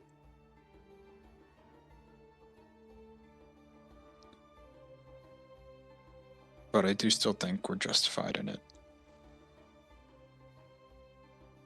But you're right about Finn. I just don't know. Everything's been overwhelming. a lot to put on your shoulders. By gods, we're trying to balance the fate of a city on our own well-being. But this has to take priority, right? It just has to. I don't want her to take the deal. I don't. She's too good to have her soul taken for this. I mean, who knows what happens when whatever's inside that shield gets out. It's already wrapped her brain up in whatever magics are inside of it. Once it's free, maybe it'll let Vin help us, but I don't think... I want Vin to see Gast again when this life is over. And if she does this, I don't think she will.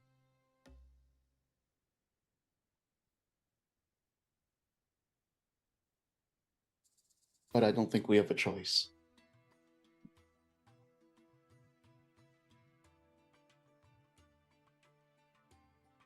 So I think we might have to treat it the way we would treat an addiction. I thought about that.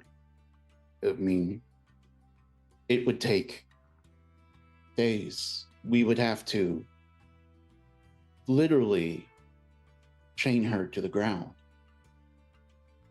Is the You would have- shield... Sorry, go ahead. No, go ahead. Is the shield overstaying its welcome at this point?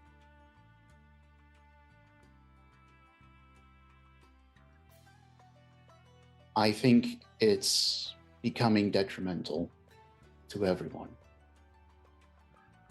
Especially Vin. Most importantly, Vin.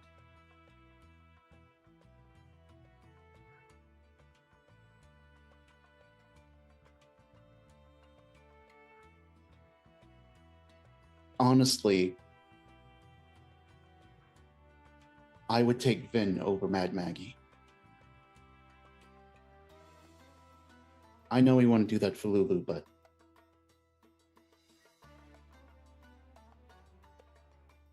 we have to take care of Owen now. What if we gave the shield to Belle? What happens when we do to Vin? This would be long-term solution. I don't know what else to do with it. Like, do we carry this cursed object around with us forever?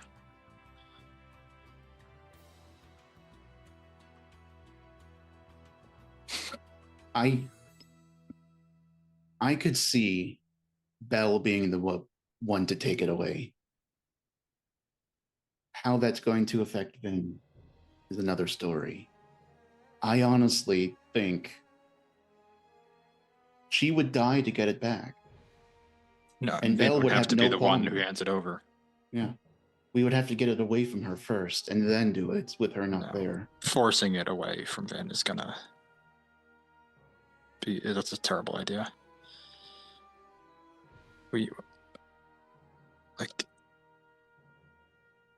My only solution that's coming to mind is just have an intervention.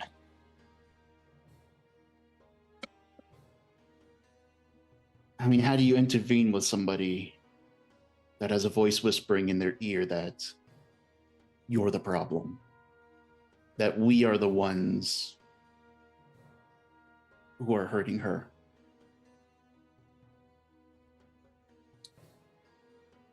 I think we just need to have a conversation with everybody tomorrow night when we're a bit away from this place. Yeah.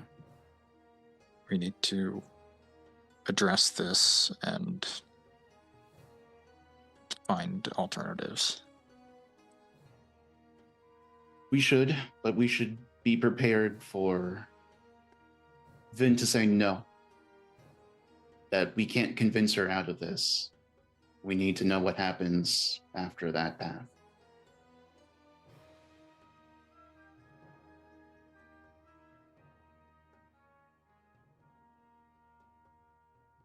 I mean, Tannis said his amulet was a separate plane, right? The space inside of it. Worst comes to worst, he grabs the shield and... You think that might work? At the very least, to get it out of her hands. If we try to take it, we're going to prove that what you were saying, right? Absolutely. I mean, this would be the absolute final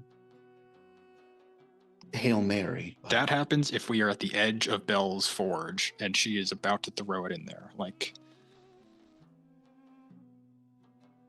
Those are the only circumstances under which anybody's forcing the shield out of Vin's hands right now.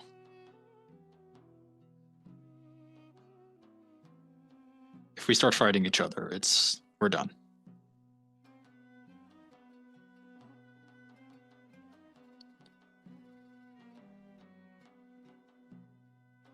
There's going to be some tough love.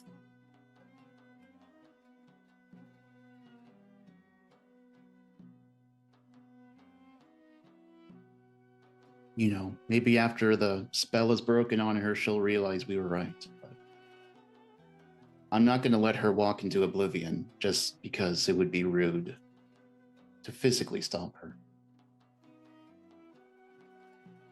I don't want to. Let me say that, first of all.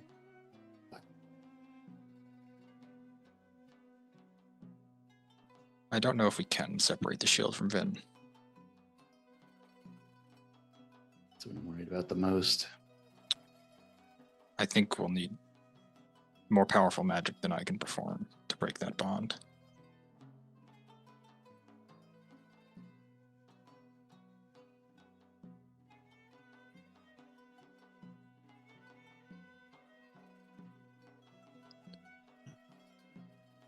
I've said my piece. Now I feel like we're on the same page. It seems as though Bell's Forge is going to be our next path. I know Fort Knucklebones is there, but our hand is kind of being forced at this point. You mean go to Bell's Forge first. Right now?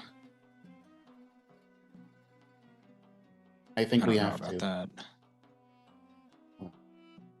Let me say it this way. Either we go as a team, or Ben goes. He's the one who can drive the war machine.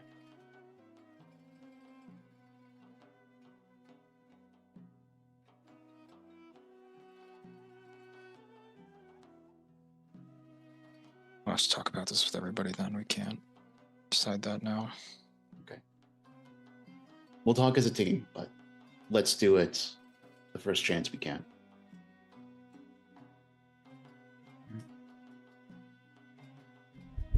She will leave if there is no other words to be spoken.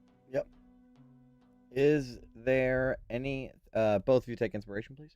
Is there anything else anybody does or wants to talk about other than... I mean, are you guys going to sleep? It's the best if you do. It's the best. And I will just go ahead and tell you, like, beforehand, you do feel safe and secure in your room on this night. So there's no need to stay up and do watches and stuff. Like, everybody gets sleep.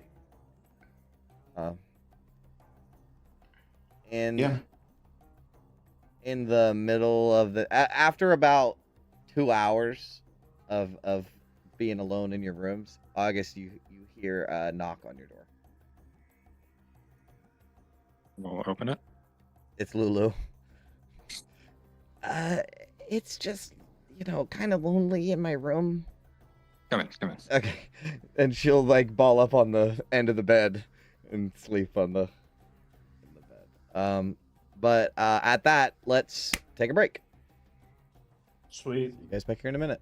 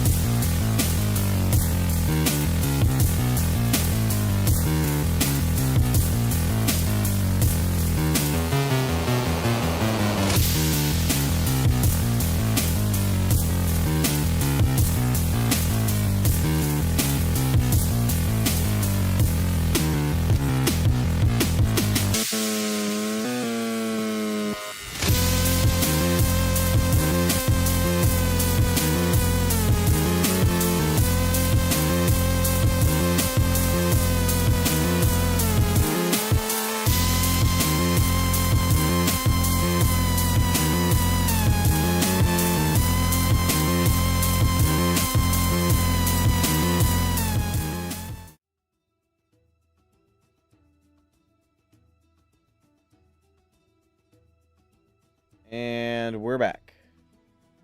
Okay. August. As you're laying down to sleep with Lulu curled up at your feet, the weight of Avernus, to all of you, is always ever present, even when you're resting. But as soon as you entered this demiplane, it was lifted off of you. And this is the first sleep that you, August, have got peacefully in some time. And in your quieted mind, while you are sleeping, you have a dream. Your feet hit stone as you sprint through a narrow corridor. The walls twist sharply, turning left then right, then splitting into three paths. You move without thinking, taking corners faster than your body should be able to. Someone is running ahead of you. You hear their footsteps, fast, uneven, and the quick, panicked breath of someone who can't get enough air. Sound echoes off the stone, and you follow. Your legs move easily, too easily, and the distance between you closes no matter how fast they run. And then they trip. And you're on them instantly. Your hand closes around their throat before they can get up. The feeling of their pulse knocking against your palm. The person in your grip struggles, clawing at your arm. Their nails scrape your skin. You don't feel it. They kick against the floor and then lift as you pull them higher. And in the dim light of the maze, their face comes into view. Your face. Your own eyes stare back at you, wide, terrified, mouth open in a sound you don't let escape. And your grip tightens. The body shakes harder and harder, and then weaker, and then stops. And your own dead face hangs inches from your own. And then its eyes move.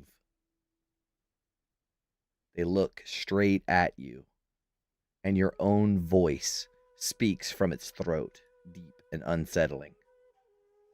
Good. And then you wake, with your hand still half closed, like you never let go.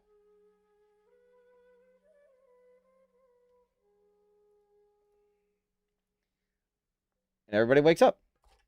Get a long rest. Good morning, Gauntlet. Morning, Lulu. Just a robotic going through the motions of, all right, let's get the fuck out of here as quickly as possible. Yep. Okay. You all can meet up, and it's not but a few minutes after the first of you, which I assume to be Ophelia or Tanis shortly thereafter, are the first up. Not but a few minutes of waiting in the hall. Aranya and Pris will return and be there to escort you to breakfast. Surely we have time to eat before we have to go, right, August? Gauntlet? Assuming it is included with Mahadi's hospitality, yeah, we'll need it. Fiends are not much for breakfast. They're not breakfast people. So the breakfast isn't as crazy, you know, it's just, I guess it's still weird, plainer breakfast stuff. I don't like have a breakfast menu written out, but and then they also have the conjuration thing, but you're brought back to the dinner hall, like it's the same place. Do you guys want to like a whole spread or Maybe just some simple pleasures, coffee, bacon and eggs. Is that fat fuck with all his slaves still here? No. In fact, the dining hall is empty. Not big Where boar bacon? Yeah, where we're breaking. Yep. Ooh, there you go. Abyssal chicken eggs. Yeah. Oh yeah, Yes. Abyssal chicken Oh, eggs. nice. The waffle maker is normal, though. Yeah. and just as like because it's like infernal, it still just doesn't work quite right, and they can't get it right on it's soft in the middle and burned on the outside. The hotel waffle makers never work. All right. You enjoy your breakfast, and then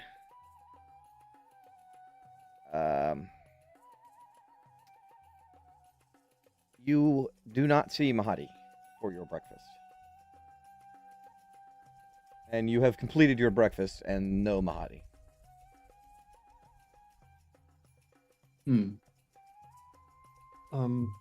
Chris, was Mahadi gonna come down and meet us before we left? She'll explain that he said he was going to, but he might have gotten busy.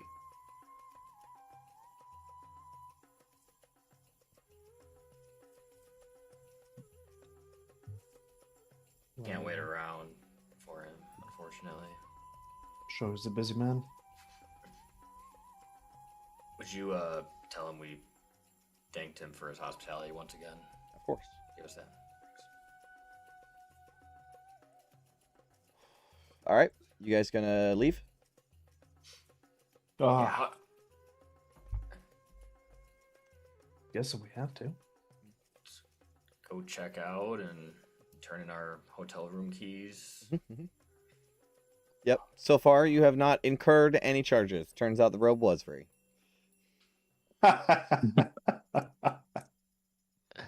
I knew I should have left it in the room. Well, I'm not going back up now. But they do at the desk as you're like in the lobby, the main lobby. They do make sure that you go there and they go over everything that you got, everything to the smallest little detail. Did they say how much it would have been without the No. discount? Yeah, is there like a $5.99 crossed out, like No, comped? Like, they don't. Yeah. No, you don't see it. Damn, I'm so curious. Yeah, it's a lot.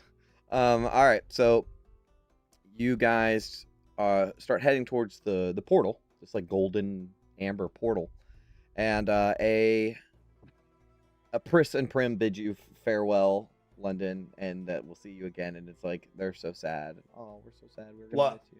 I'll promise I'll come back as soon as I can. I'll give them both a kiss on the cheek and That'll be 10 soul Sure. coins. yeah, done. Best money I ever spent. No. But yeah, they'll pet Django and bid you farewell. As you guys are leaving, a Cambion with like pale white skin wearing the uniform will approach you, and they have a like velvet cloth in their hand, and they're holding it with two hands, and they will say, my deepest apologies. Our Mahadi sends his deepest apologies that he could not meet you for breakfast this morning. He had business to attend to. Something unexpected. But he did wish for me to give you this. And they will extend out the hand with this velvet cloth thing in it. You don't know what's inside, but they're giving it to you. take it then. It's as you open it up, it's a smooth like river stone. That's what it looks like. But it's carved almost to look like an ear. This is a sending stone.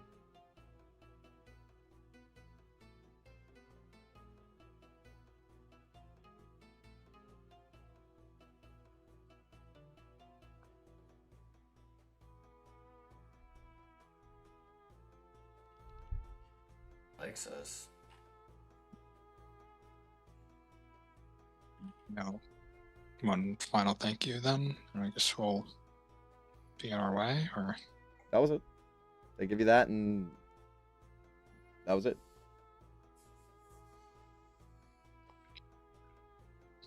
Yep. all right.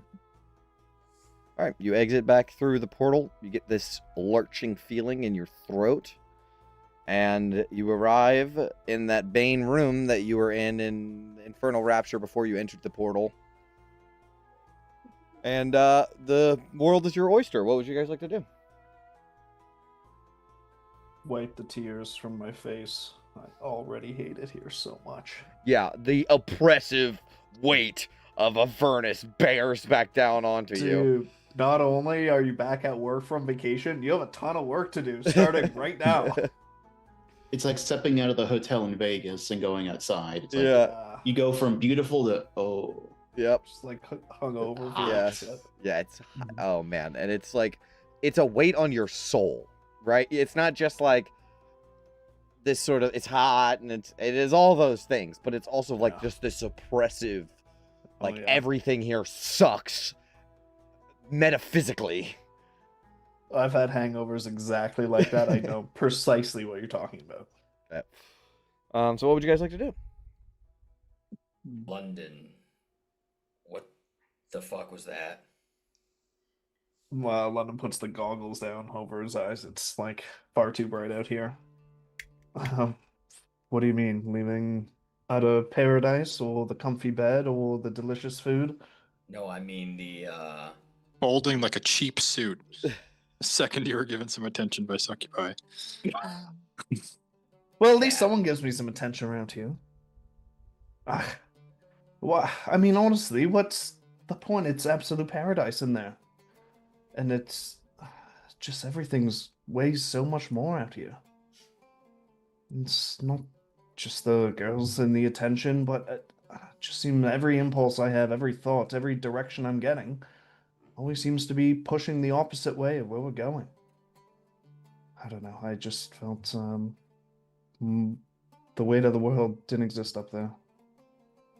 Okay, well, we'll leave this little adventure out of how we explain what we've been doing to Feria, but you know. Oh, who are we kidding? They're all dead. They're all zombies. I'm sure when we go back there. You feeling Vampires, London, not zombies. Oh, whatever. All of this is seeming so futile. Would it be the worst thing if we just stayed here? Well, I feel like they made it very clear that those who stay there too long don't really... They're either kicked out or I'm assuming they become employees of that place. So if that's the fate you want, then by all means return through the portal. But going forward... Again, does that really seem like the worst thing? Look where we are. Look how little we've come. It just felt like a breath of fresh air up there. None of you know what I'm talking about. I understand that the gilded cage is tempting, but it's still a gilded cage. It was nice, London, to sleep in a bed again. I just wanted to tell you this. What makes life worth living are the highs and the lows. They let you appreciate one and the other. If you only live in the highs, soon it's nothing but mediocrity. It might be nice now, but you spend a few lifetimes up there, you'll be driving yourself mad. Maybe. Feels like we have 10 days upon 10 days of lows that could stack up and... Yeah, you're not wrong. We will prevail. There will be a high. And you can't shoot anything with your bow in there. For the first time in my life, I feel like I didn't have to. Vin, do you know what I'm talking about? Come on, you're always on my side. It was nice, London, but I'm not the person I once was. I have a purpose down here, as we all do, and I suggest you London find yours. Cuts her off immediately. Ophelia, come on, you must know what I'm... Doesn't this all just feel so futile at times? I feel so useless down here. That's why we can't stop. London, you're not useless.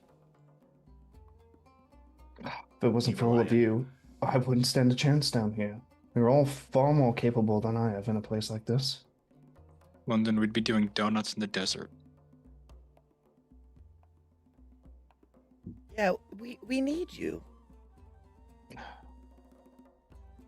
I hate to let you down too, little one. I'm here, aren't I? But pulling myself through that portal was perhaps the hardest thing we've done so far.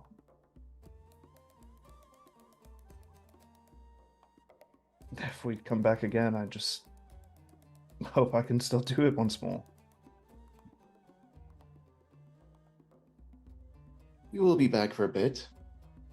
But, London,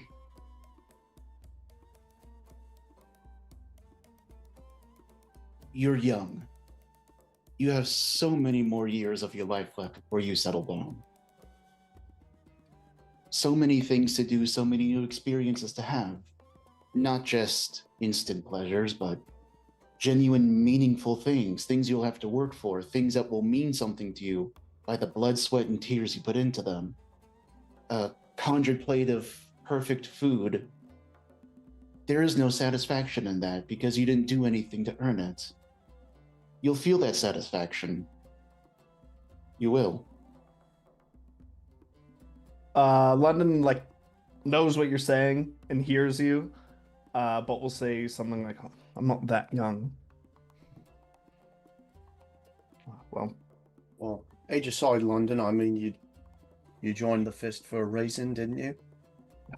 that reason seems like forever ago and a distant memory that almost doesn't seem mine anymore.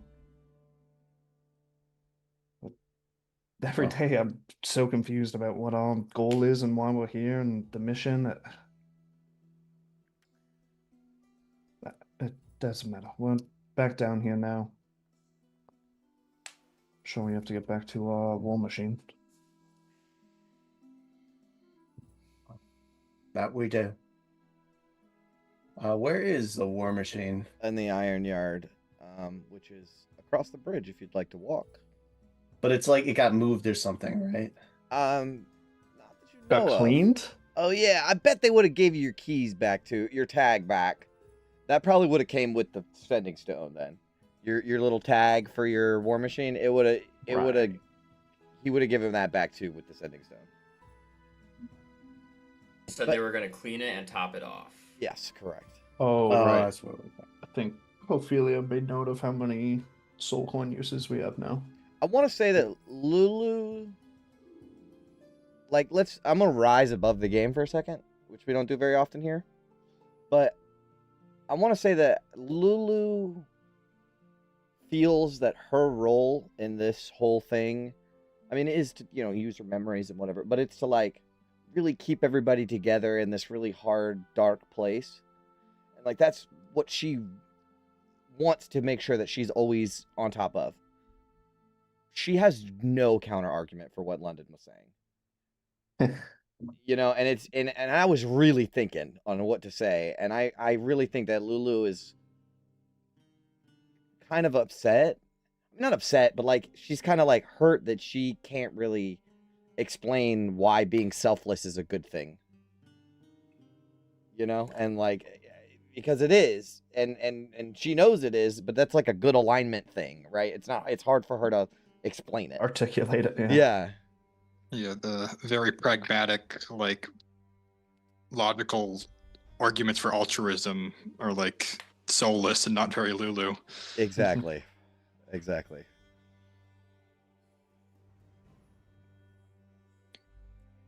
So that was just a hard pill for Lulu to swallow just now. That was all. Do you guys want to take a boat to the quay, or do you want to take the bridge to the toll gate? There's a walking path that you don't have to pay the toll to get through. Might Guess as we well just- then, right? Yeah, we Yeah. walk. Suppose we could be walking down the bridge whilst having a conversation. Yeah, you guys haven't actually been on the bridge yet, so I can give you some information about that too.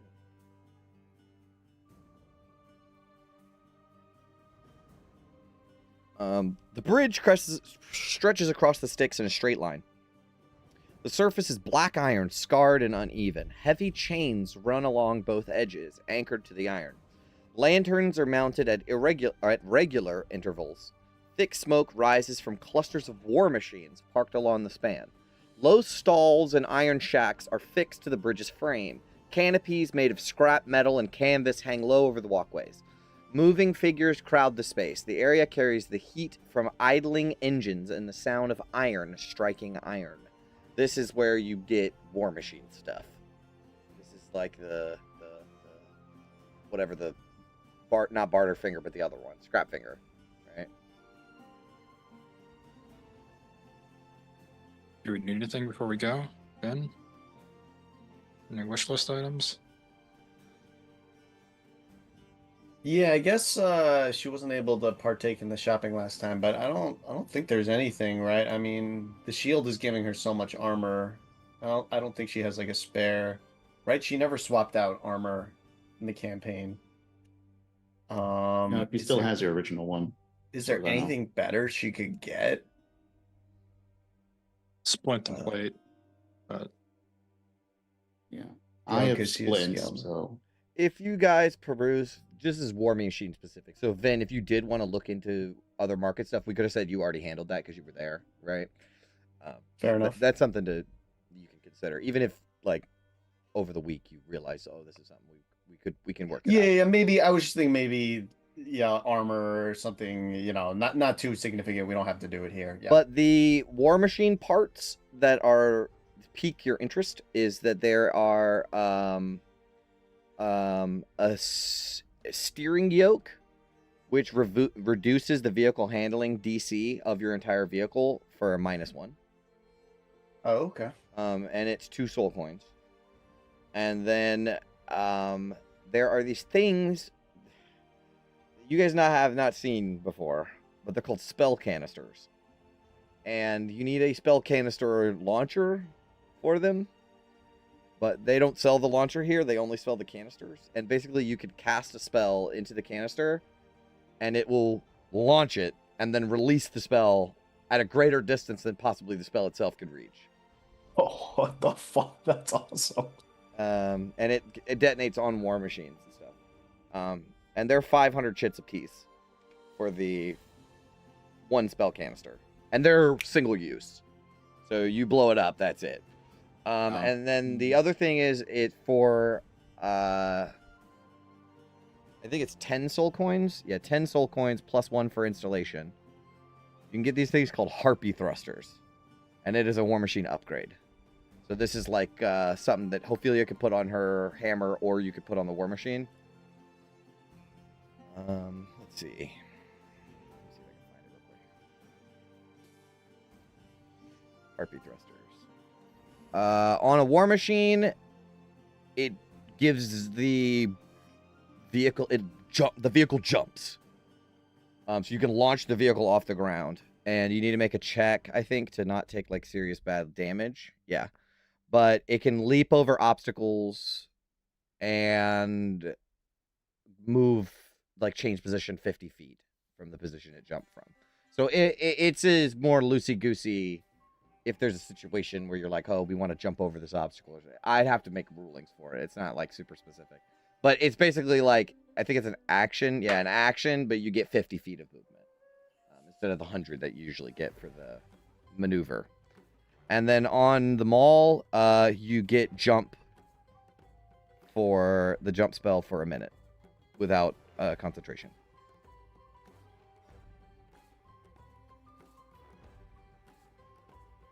I mean, 10 soul coins is all of the ones I have.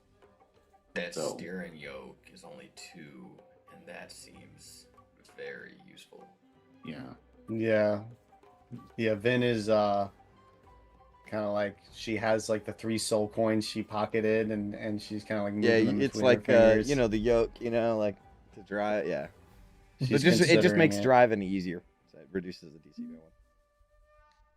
I mean, I think driving is the activity we've done the most since we've gotten here.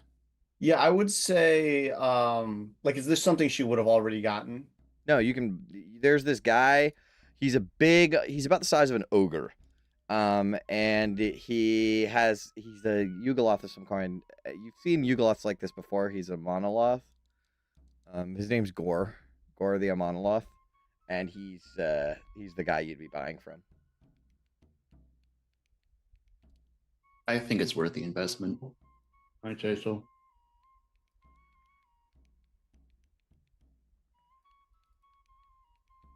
All right, yeah, she'll buy it. Yep. 2 soul coins, please.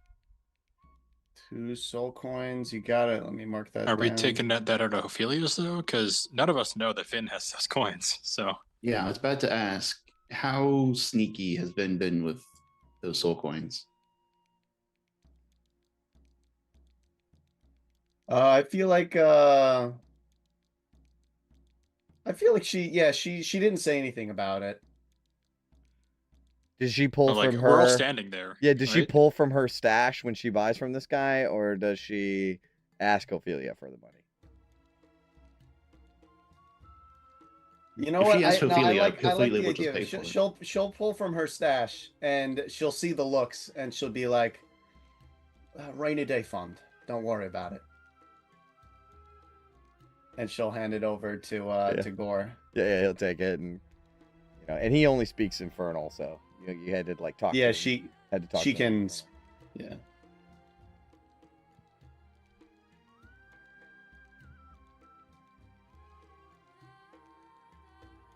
Okay, purchased. Let me update your. There it is. Let me update your War Machine. Does it bring us down to 13? I mean, to be fair, that's like 4,000 shits, right? Or like Oh yeah, no, that was a not very cheap, but- expensive part. Okay, so let's see. Stat blocks. Yeah, I like the idea that like Vin is like making it like she's being nice, but like she never mentioned that she had these extra soul coins. Correct. Okay, so Really you're- definitely gives August a look like. Oh, you were in charge of that. Add that to the list. Yeah, it's just definitely like a, didn't know you had that, but like they're good to have, so I'm not upset. Right. Really a little more upset. Right. Our inventory is now wrong. Okay. All right. But other than that, it's just a bridge with a bunch of War Machine stuff on it. When you get to the toll gate, there's just a walking path, so you don't have to go through that. Like any deal with the toll gate at all. But when you go to the Iron Yard,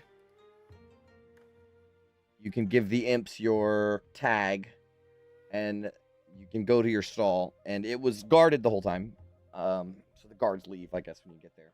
But the War Machine has been cleaned. Like, there was dust and shit caked on the side, and blood, like Ragged Dragon's blood was on the side of it, and all kinds of stuff. And it is immaculate. There's even been like welds done to stitch back up some of the random parts that were just slapped on the side of it. Wow. So, yeah, and so it's clean, like polished. Like the metal is not like rusted and stuff. They polished all that off. So your War Machine's like in really nice shape, and full tank of gas. Could have told them to leave the blood. Like that blood stain.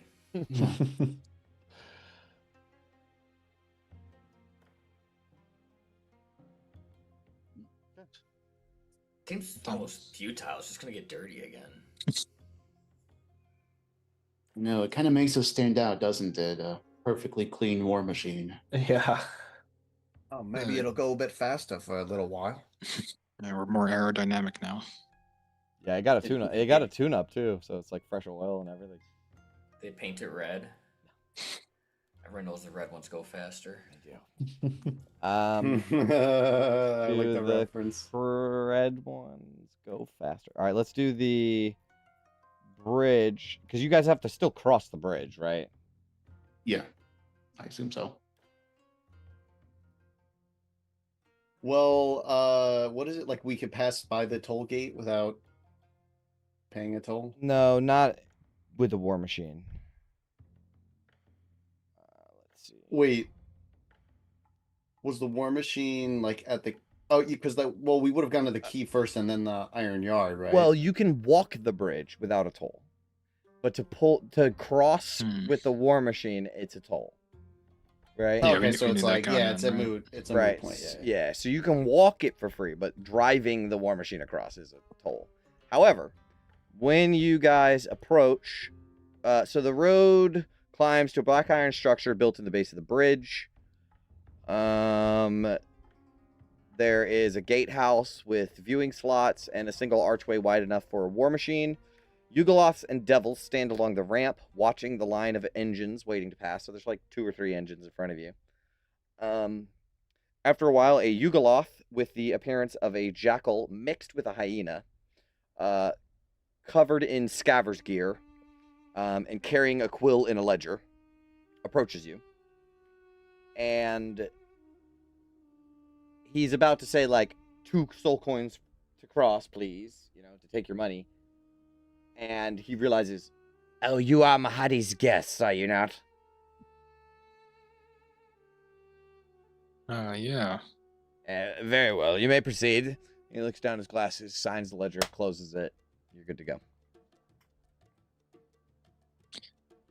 Sorry, is this common treatment for Mahadi's guest? I thought it would just be the Infernal Rapture itself that was taken care of. Have you ever heard of a gift horse, sir? What a dick. Point taken. Closes his book and turns to the next war machine behind you.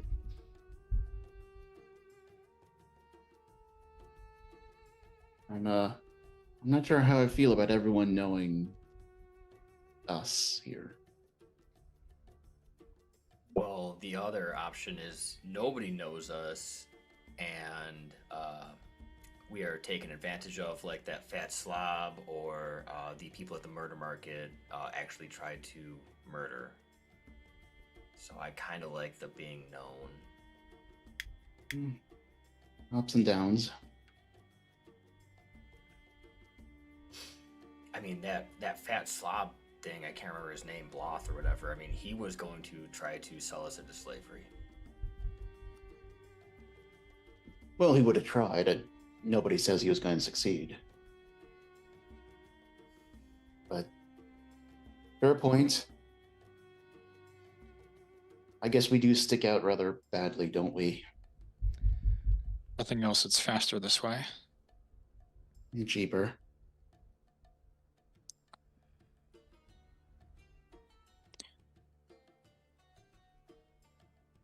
Not to mention Mahadi's great. I mean, he's like the nicest guy we've met down here. I mean, all that free stuff, a free bed, free food. Almost makes you think, what's the catch?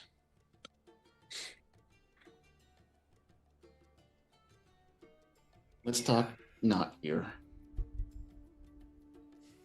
All right. You can cross the bridge. There's actually like a clear road that runs through, around the buildings and stuff in Infernal Rapture and onto the bridge the other side. And you have officially crossed the Styx. And you find yourselves on the other side. Where to now? Very sorry to disturb you while you're driving, Vin. Do you think we could pull over for a minute? Could you identify the stone and see if it's recording everything we say and telling Mahadi? I have to say, Gauntlet, you're a shrewd one. I was too focused on the goal, I didn't even think of that. Very well. Yeah, she'll take 10 minutes to identify it. Sure. It's a sending stone. Regular sending stone? Seems that way. Well, seems normal to me. The enchantment's pretty standard. Do you mind holding on to it in your bag of holding? No problem. We'll chuck it in there. Yep. Start the engine back up. All right. Where are we going? The best one is follow the river. 13. 13. 13. All right. The hex crawl continues. Let's see what the weather's like, eh? Also, is there a Ooh. convenient way to add expertise on your roll 20 shoot? Yeah. Mhm. Okay. I've been missing. If it's that the old, since level 1. if it's the old sheet, I believe there's a way. Yeah, hit the gear on the far upper right, and then Yep. go. You should see like normal in the middle bottom, and then click on the skill from normal and hit expertise. Oh my! Literally since level 1, I should have had that. That's really funny. Wow. On survival, Wow. I was gonna do it on perception anyway, so. Will's out. All right. I'm mad. I'm just disappointed. I get 2 more at level 9, so I'll put one on at level 9. All right. So as you guys start traveling, it's getting harder and harder to see because the sand is being blown up in your freaking face. And a constant moaning wind sweeps across the wasteland, carrying grit, cinders, and distant echoes of screams. And it kind of smells bad, to be honest. You have disadvantage on ranged attacks and perception checks for basically the day. London will yell across the war machine as they're ripping through this. This is so much better. I'm glad we're doing this. Sarcastically. Yep. Okay. Survival check. Yes, please.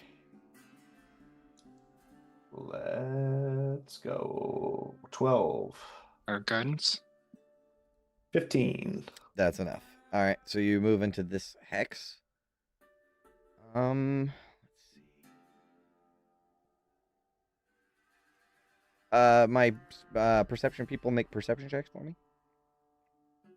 At disadvantage. Natural 1. Oof. Oh let's my. go. Can't see Complete shit. it. Trifecta. 3 nat ones. 3 of a kind. Come on. Come on. Give me a couple business days. I just got the tracking number. Hold on. All right, there it is. Okay. You guys are lucky. All right. Actually, and it's only 1d8 hours. Hold on, let me look. Oh yeah, it's all day. All right. So the wind is all day, so you guys are fucked. All right. You are trying your best. This area feels a little hotter than elsewhere in Avernus as you've been traveling. Like, it might be the wind carrying the heat, but something about it is like very hot. We can move on. Which hex to next? Can we do E14 or do we gotta go? Yeah, no, you can follow the river. Follow the river. 15 again. That's enough. Sorry. All right, perception from my perception, you guys. 7.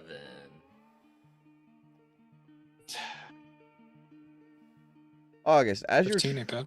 as you're traveling, you can barely make out that north of you, so disward, you can see the faint outline through the thick sand, stormy kind of weather.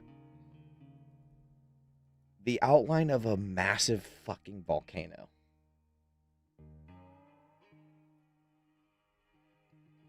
But Vin doesn't see it. Nobody Good. else. Nobody else does. Yeah. Nobody Thank else. God. Nobody else does either. But it's way out there. But it's huge. It's huge, and you can just make out the glow. That's what you see right through the sandstorm. It's just like the glow and the outline. But the wind does not stop as you have made this is your day of travel. And you need to find a place to rest for the night. So that's a survival check for you again, London.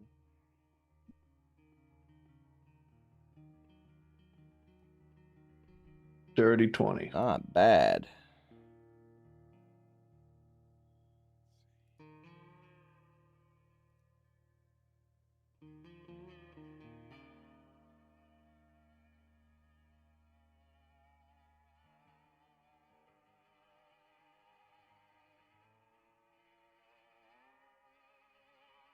You will find a narrow cut in the land, just wide enough for a war machine to drive into. Its walls rise steeply on either side. So it's like a crevice that's wide enough to drive your machine to, and a slope, like a dune slope that leads down into it. So it's literally like the perfect little spot to rest your war machine. Stay true, Vin, Nestler in right there. Seems like we actually found a good spot this time. Good eye. All right, yeah, we'll thread the needle. Mm-hmm.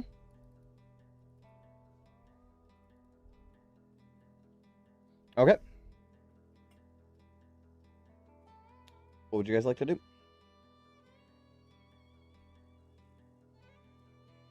We're guess one day away from the fort.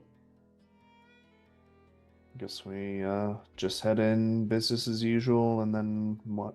Try and find Mad Maggie. Do we want to message her again, or?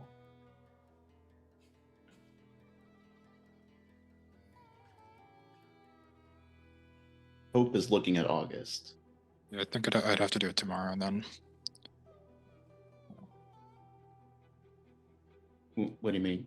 Sending.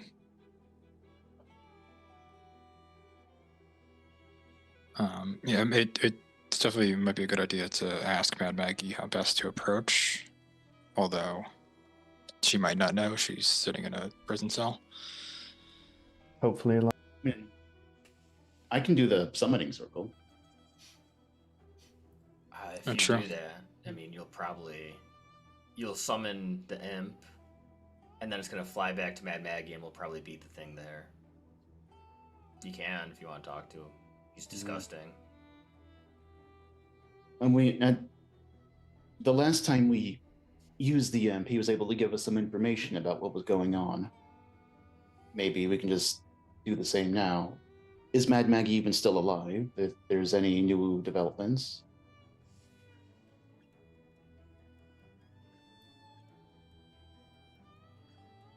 Yeah, I mean, it doesn't cost us anything, right? Yeah, it's a cantrip, so if no one objects, she'll take 10 minutes to do that. Okay. But it's a good point London raises. How are we going to go about this? I assume we'll just try to go in like we did last time, and then... Well, I took a look at our free pass. It's kind of signed by Mad Maggie. she Maybe we probably should, signed all the passes, though, yeah? you know. This Well- one, I'm guessing it's particular because it's free entry. We got in last time because we had some stuff to trade, and that was before we had a dozen soul coins. True. I'm just saying, let's not count on the free pass. Could Oh we, no, I was just assuming we'd get in like we did the first time. Yeah, I mean, to be honest, having a handful of soul coins is a reasonable. Like, just saying I have money to spend is enough to. Yeah. Yeah, hopefully you know. What she's making the point is let's not go up to the gate and say, "Hey, we have free Oh, yeah. pass." Correct. Like, let's not do that. should we go under the guise of defending our title as War Machine I Masters? think we just go into the guise of we've been out in the wastes, we need supplies. Sure. Not all that untrue. Crimson caravans are too expensive.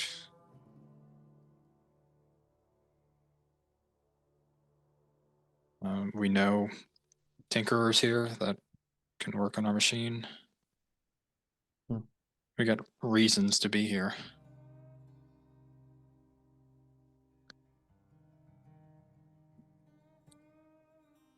How do we handle this, though? Do we go find Gentle, start a prison riot? Do we try to sneak up and assassinate Rictus like we did with the Van Thappers? I think we should go to the Blister Man. The guy with resources who Mad Maggie believes to be an ally still. Probably still has some sway in this town. He knows Sorry. us. Go ahead. I was just going to say, I know how much Jay wants to play Gentle, but I think Blister Man is the player. We'll get Gentle out. We're gonna make a special effort B-plot, just to yeah. go get him. Yeah, Maggie is the B plot. yeah. Let's be real here. Yeah, I think the Blister Man's probably our Ace's contact. Yeah, Maggie said Blisterman and Collectorate are good last time, so I guess that's our first protocol. And we use Should the we- information we get there to plan further. Should we stay with the little Kenkus? Did Gunner make it back? Did we ever figure that out? Found Doubt his it. War Gunner Machine. didn't make it back. Never got my sendings. So you're saying there's an empty bed there? I don't know if Gunner slept. Oh yeah, that's true. He just plugged in a corner. shut down. Yeah. Yeah, Yeah, decommissioned for. I don't want to put the Kenkus in danger. I feel like it's known that we have a relationship with them after the Doom run.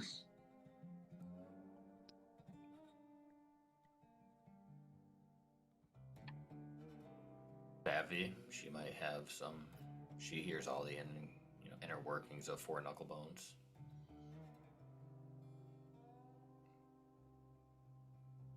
We just need, we should do some recon when we get in there. Going in blind and trying to assassinate Rictus, that's... It's Moxie, and I like it, Gauntlet. But let's talk to It the worked one listener. time. I mean, we'll definitely be recognized, but I guess if we talk to people who we think we can trust, Yeah, it's like the Blisterman talks to everybody, so. Listerman and Savvy. That sounds like a good place to start. Aye. Did you want to restock up on the rock rug? Go ahead. Did you want to summon this imp? Yeah. Okay. You draw the circle in the sand, put the little pin cushion in the middle, and there's a burst of flames, and fluttering there is a sickly pale, crotchety imp with needles all over him.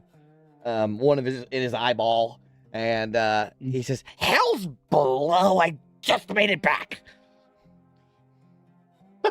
Oh. We're sorry. We just wanted to know if you learned anything more about the fort. I mean, I was only there for like a day, so there's not much information I have gathered for you. They moved Maggie. That's good information. She was being held in the knuckle, but now I don't know where she is.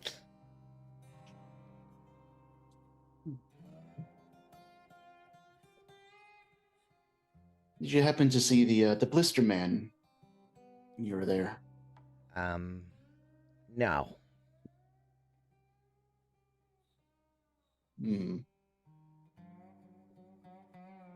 Is that a no, like, no because I don't usually see him, or no because... Both. Yeah. It's mostly no. I got there, I flew to the knuckle, I saw that Maggie wasn't there, and then I got teleported back here. All right, that's fair. Like, he had to fly the whole way. Dude, that sucks. And he just got back. He might have been in the fort for a couple hours. He doesn't have to fly as far this time. That's true. You could just hitch a ride with us. We're going to the city. Yeah, we'll get there faster if we take him. Honestly. I can stay with you guys? Oh, God. For a day. I don't have a problem with it. Well, just so you know, I don't work for you. You're drooling a lot. Sorry. He wipes it, and the needles, like, pull his lips as he wipes across it. What's the general vibe of the fort? Is everyone happy that Rictus Grin's now in charge? Well, it was like that, but it's not looking good. Are the lights still on? Yes. But from what I can tell, he's got his hands on the water.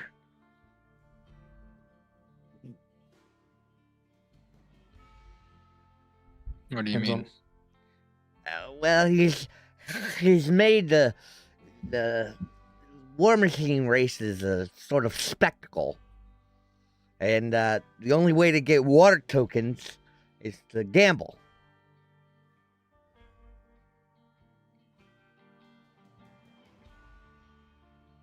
Okay, so all the races are rigged now, and he chooses who gets water? I don't know. Are the races rigged? I had 20 skits on that. This fucking guy. Stupid boys. With genuine surprise. What? The races are rigged? Everyone, like, for you to meet our new member of the party. Voice of Reed. Did you see anyone entering the ports on your way there? Oh, sure. Gates are still open.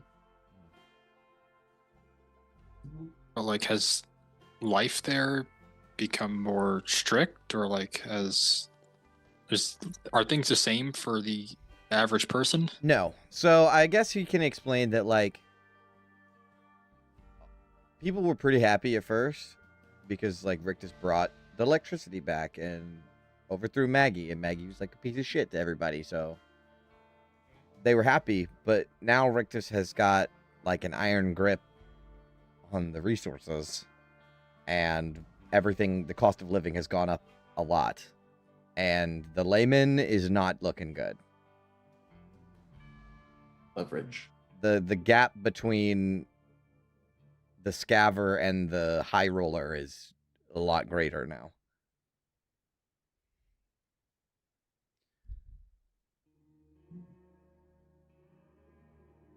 And people are dying. Like, no water. People are dying. Like, 3 days without water, you're dead. Especially out here. 2 days without water out here, and you're dead. Let's try and keep our water skins out of sight. You can make a lot of water.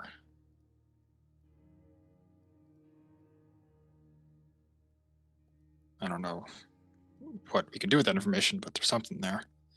He will also I know if you add that he asked around. This is completely separate. It was just a thought I had.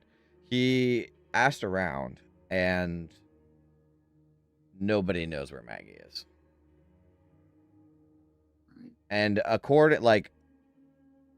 he only knew where she was originally because he knew where she was, because he's her imp. But everyone in town thinks she left. Like, they're under the impression that she abandoned them. Oh, like they never knew about the initial imprisonment? Yep. Oh. Yeah, Maggie up and ditched us, and the beneficent Richter came and saved us. Yes. It seems that way. That's some Gauntlet, we leverage might- right there. I really hate to get involved with the politics of it all, but is there any chance that we reinstall Maggie as the head of this place? I thought that was always the plan. We need her resources. Resource, singular.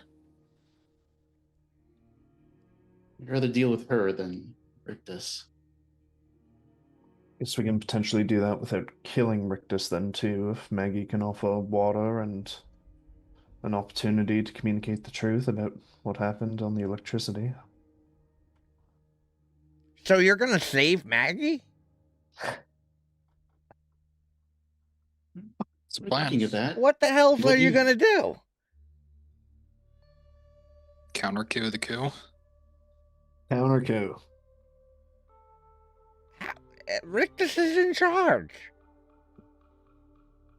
He wasn't always in charge. I mean, if water's scarce and Maggie has a way to bring it, potentially people might listen about how the whole electricity thing was manufactured. It's apparent you're not from Fort Knucklebones.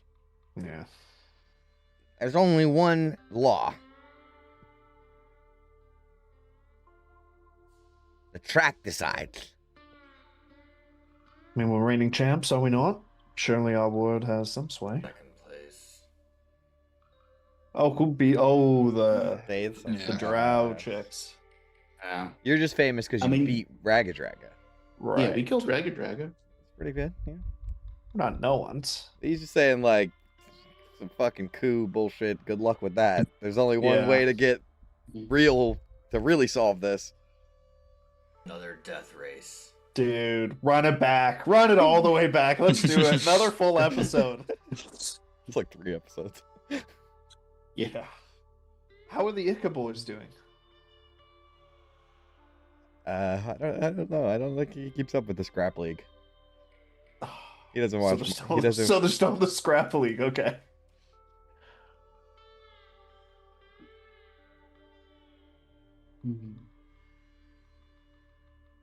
What's the Sim's name again? His name is Needles. Beatles. Needles. Yeah, one's name is Pins, the other's name is Needles. Right.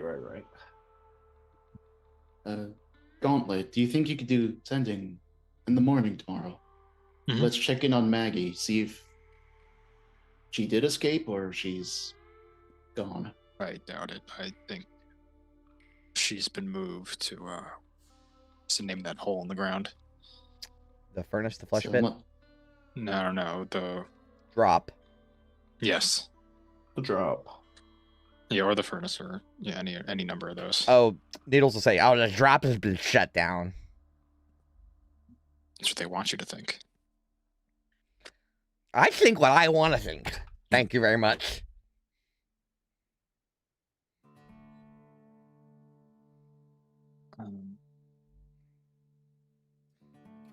But yeah, we need to find out if she's been killed, because if her familiar doesn't know where she is, that's concerning. Tomorrow morning, then. Needles, if Mad Maggie dies, do you just cease to exist? No. I'm under contract, so I'll just. I'm kind of independent contractor. So I'll be. What is it like? Looking, job searching, job hunting. How much do you charge? That's a good fucking question. I don't know. I think One mortal soul a day. Yes. Oh yeah, he's like, well, since I have my resume has, been improved, not as cheap as I used to be.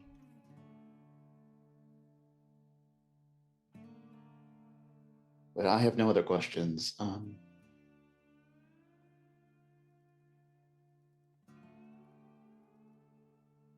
Okay, well, you guys suck. I think I'm just gonna fly back. If you want to, the offer's there. I do, yeah. All right, well, we'll see you tomorrow then when we pass you.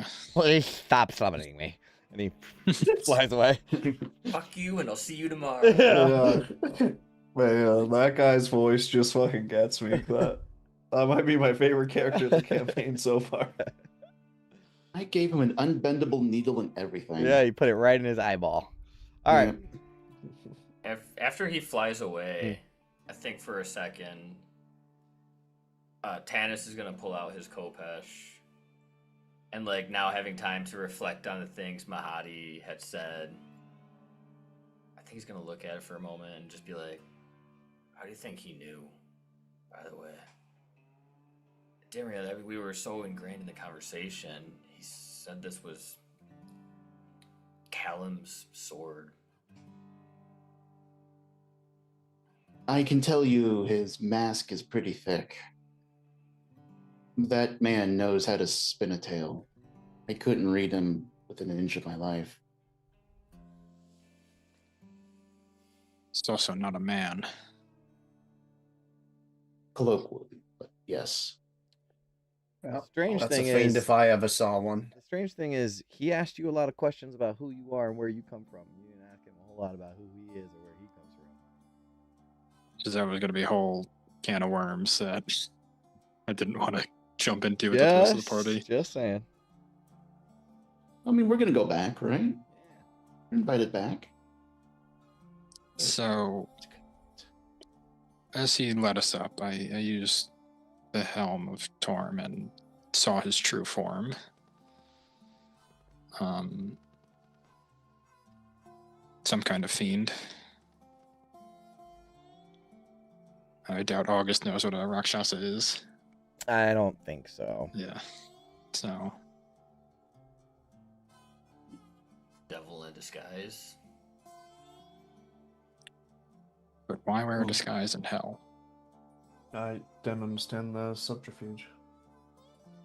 Well, you don't want people. He may want people underestimating him. Everyone thinks he's mortal. I mean, whatever he is, I imagine there's something special to it. But I feel like genie binding on its own is dangerous enough. Him doing it for us. I am concerned.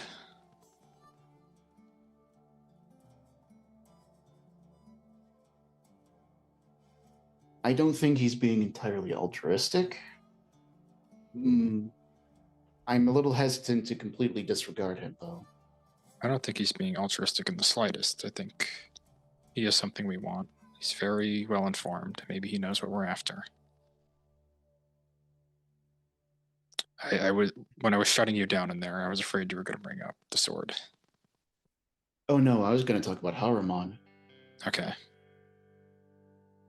I mean, still, but Still, then yeah. he's going to ask Yeah. why Yeah, are Ariel's yeah. attack dogs after you? Yeah. Well, No, you bring up a good point, Gauntlet. I do think it's quite suspicious as well that once he had information from us, suddenly disappears. However, if he was asking us the questions in the first place, maybe he did know more than what we told him. And Wonder more if to the he's- point. I'm so good. I was just gonna ask if I wonder if he was looking for the sword as well. Don't know if Seems he's actively looking for it, but if you Be got a worth lead on it. the sword as Arya, you'd be a fool not to go for it. Oh, at Seems least- everyone and their mum is looking for the sword. Yeah, and if you know where it was, you could probably sell it for a pretty penny. Again, what's a penny? Martin? I thought you might ask about the Creed Resolute, Ophelia, the contract. Talk about a can of worms. It's also his story with Lulu. I don't know if any of you guys believe that. It's Lulu. You still remember absolutely nothing. I mean, that's The only thing is she gets this strange feeling when she thinks about it, but that's it. Like, there's literally nothing. Has she ever had that feeling before? No. Only when she's interacted with him. And August had that same feeling when he was sucked into the void sludge. Yeah, so it's like there are memories there, but or there probably could be, but there's something wrong. Whether Mahadi was the one who erased her memories. I think it's pretty obvious he's had some interactions with her, but may not have been so positive. Yeah, I think it's much more likely Lulu escaped Rapture rather than left on her own accord, like some visitor from out of town. Said he purchased her and raised her. Seems very altruistic. He said as much himself. It's because he recognized her value.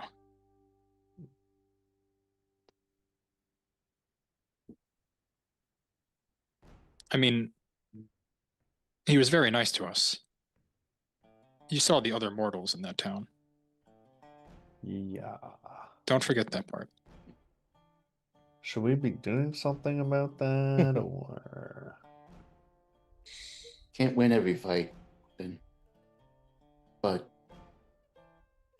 that is a good point. What value are we bringing him?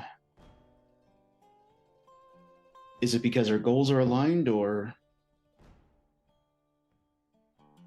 maybe he saw a way into a gin with Tanis?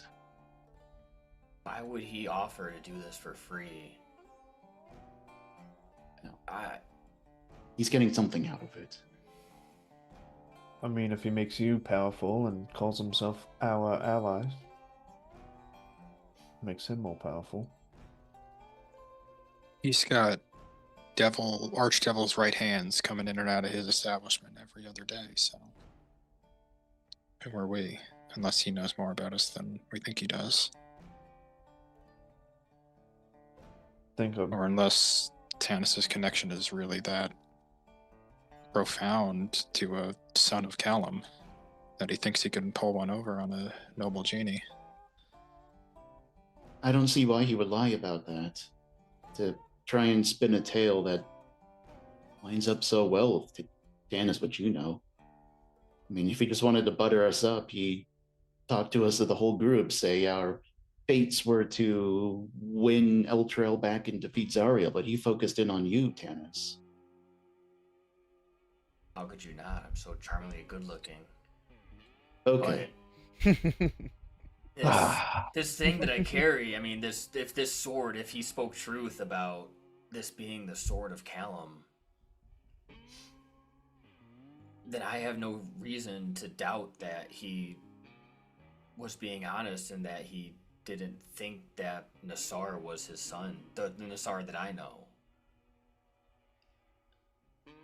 Well, to be fair, it's hard to line up those stories because it's like that would just be such a coincidence, right? That the noble genie that's trapped in some fucking crystal somewhere, historically, myth almost, is your patron, and then some random trader gave you Callum fucking sword.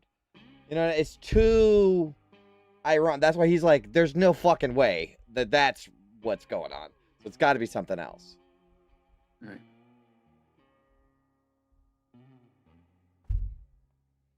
Well, maybe. Well, the trader that gave you the sword was in Little Calamsham. Mosif, yeah. Well, the guy we met in Elturel and then helped get all the refugees back. That's right. He wasn't from Baldur's Gate. He followed us. So is he a genie in disguise too? How is some seemingly random merchant holding on to one of the most sought-after artifacts on the material plane and nobody finds it? Maybe it wasn't such a chance encounter after all.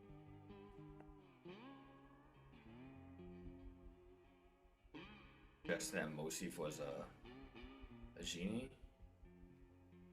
Or he serves one. He's no simple trader, I can tell you that. If he was holding on to the sword of Callum. Ballister said that him and Mosif went way back, though. It's not like he was just some random person that nobody knew who he was. I mean, Ballister knew him. And your father knew a man with blue skin. I can't speak for Ballister, but who's to say that's the same Mosif? I mean, there's certainly magics out there to simulate flesh and faces.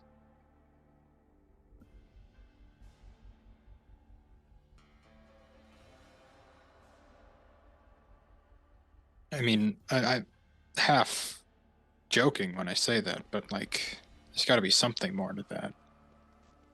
That's not a coincidence. That's fate. Why I need to talk to him. That's why I need to find him.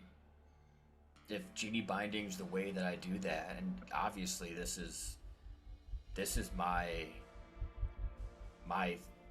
quest to find my family, and if you think that dealing with Mahadi is too great of a risk to put Second Company in danger, then I'm not asking any of you to follow me down that road, but this is something I need to do.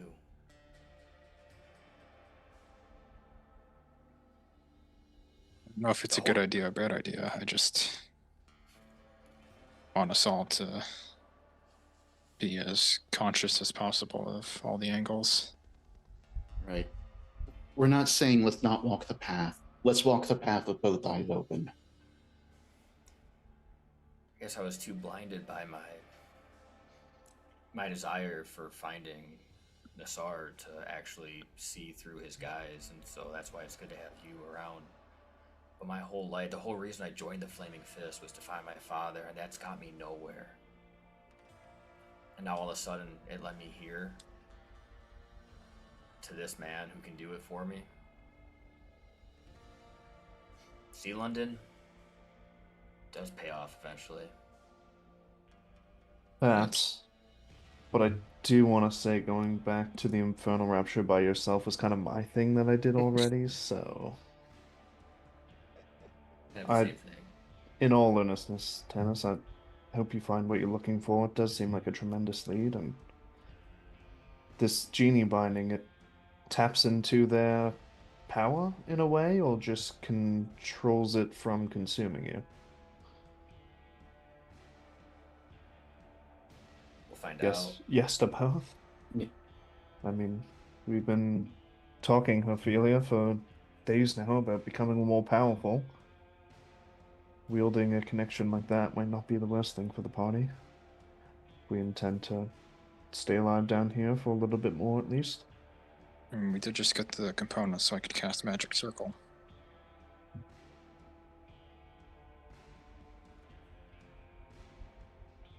I don't disagree with you, London.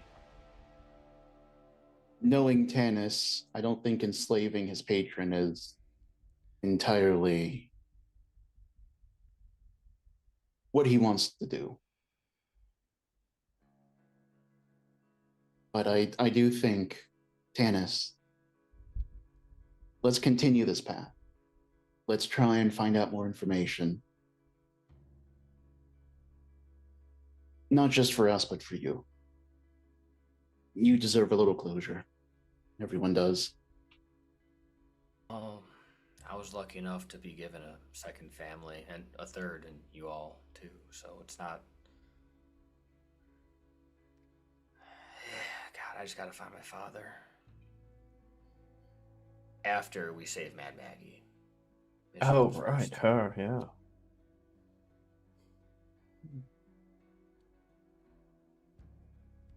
Something else that should be brought to all of your attention. This abyssal mark is flaring up again. There was a dream last night, sprinting through a labyrinth, chasing somebody. And when I caught up and killed them, they were me, so...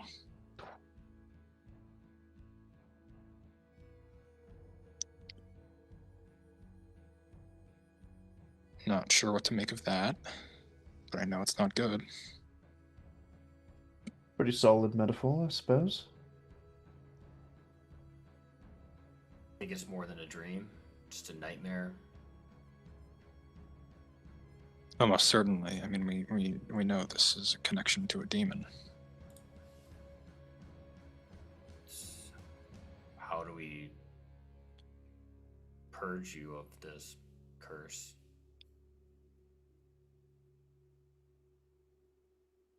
It's an excellent question.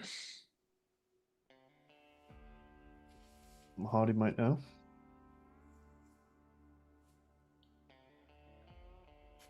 He might, but the more we lay on him, the more, what's the word, way he's going to have over us.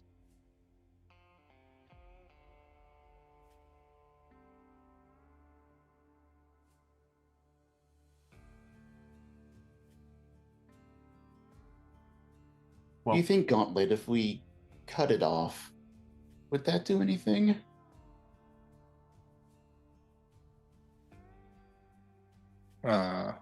Probably regrow. Yeah, probably. I think it's my soul is branded, not my body.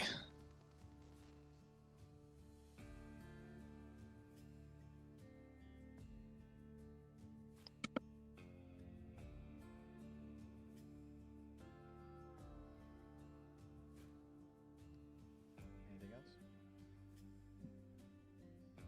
But I guess we start keeping an eye out for more abyssal experts.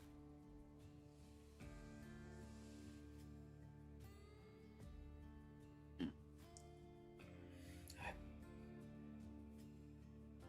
feel like it's some sort of accomplished healer that we're looking for if we're trying to get rid of that.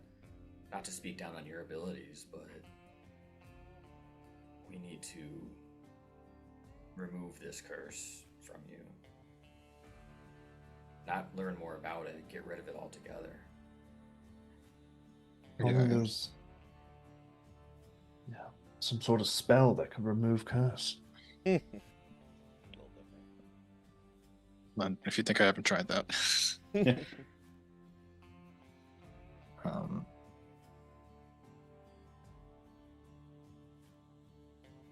But yeah, I mean, I imagine if there's any place that's going to need powerful curse breakers, it's hell. True. And I'm sure they've dealt with their fair share of demonic curses and would have the knowledge on how to undo it. The only people I can think of are Mad Maggie or her sister. Hags are that's kind of their thing. Ruth is a very good suggestion. I mean, not, you know what I mean, not good, but good. It's a bad idea, but it's a good idea. Strong suggestion. Valid suggestion. There you go.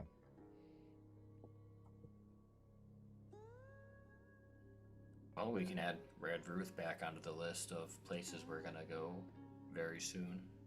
Mm-hmm. Boy, this You is a agree complicated too, I fucking suppose. campaign, dude. Jesus. Oh, Christ. dude, we're gonna be here for 3 years. Fuck, Yeah, we're try in explaining this to hell. another person. Dude, impossible.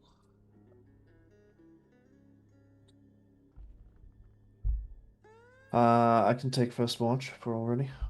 Yeah, there's something else we need to address before head to bed. Can we address that next session? Yeah. What do we need to address?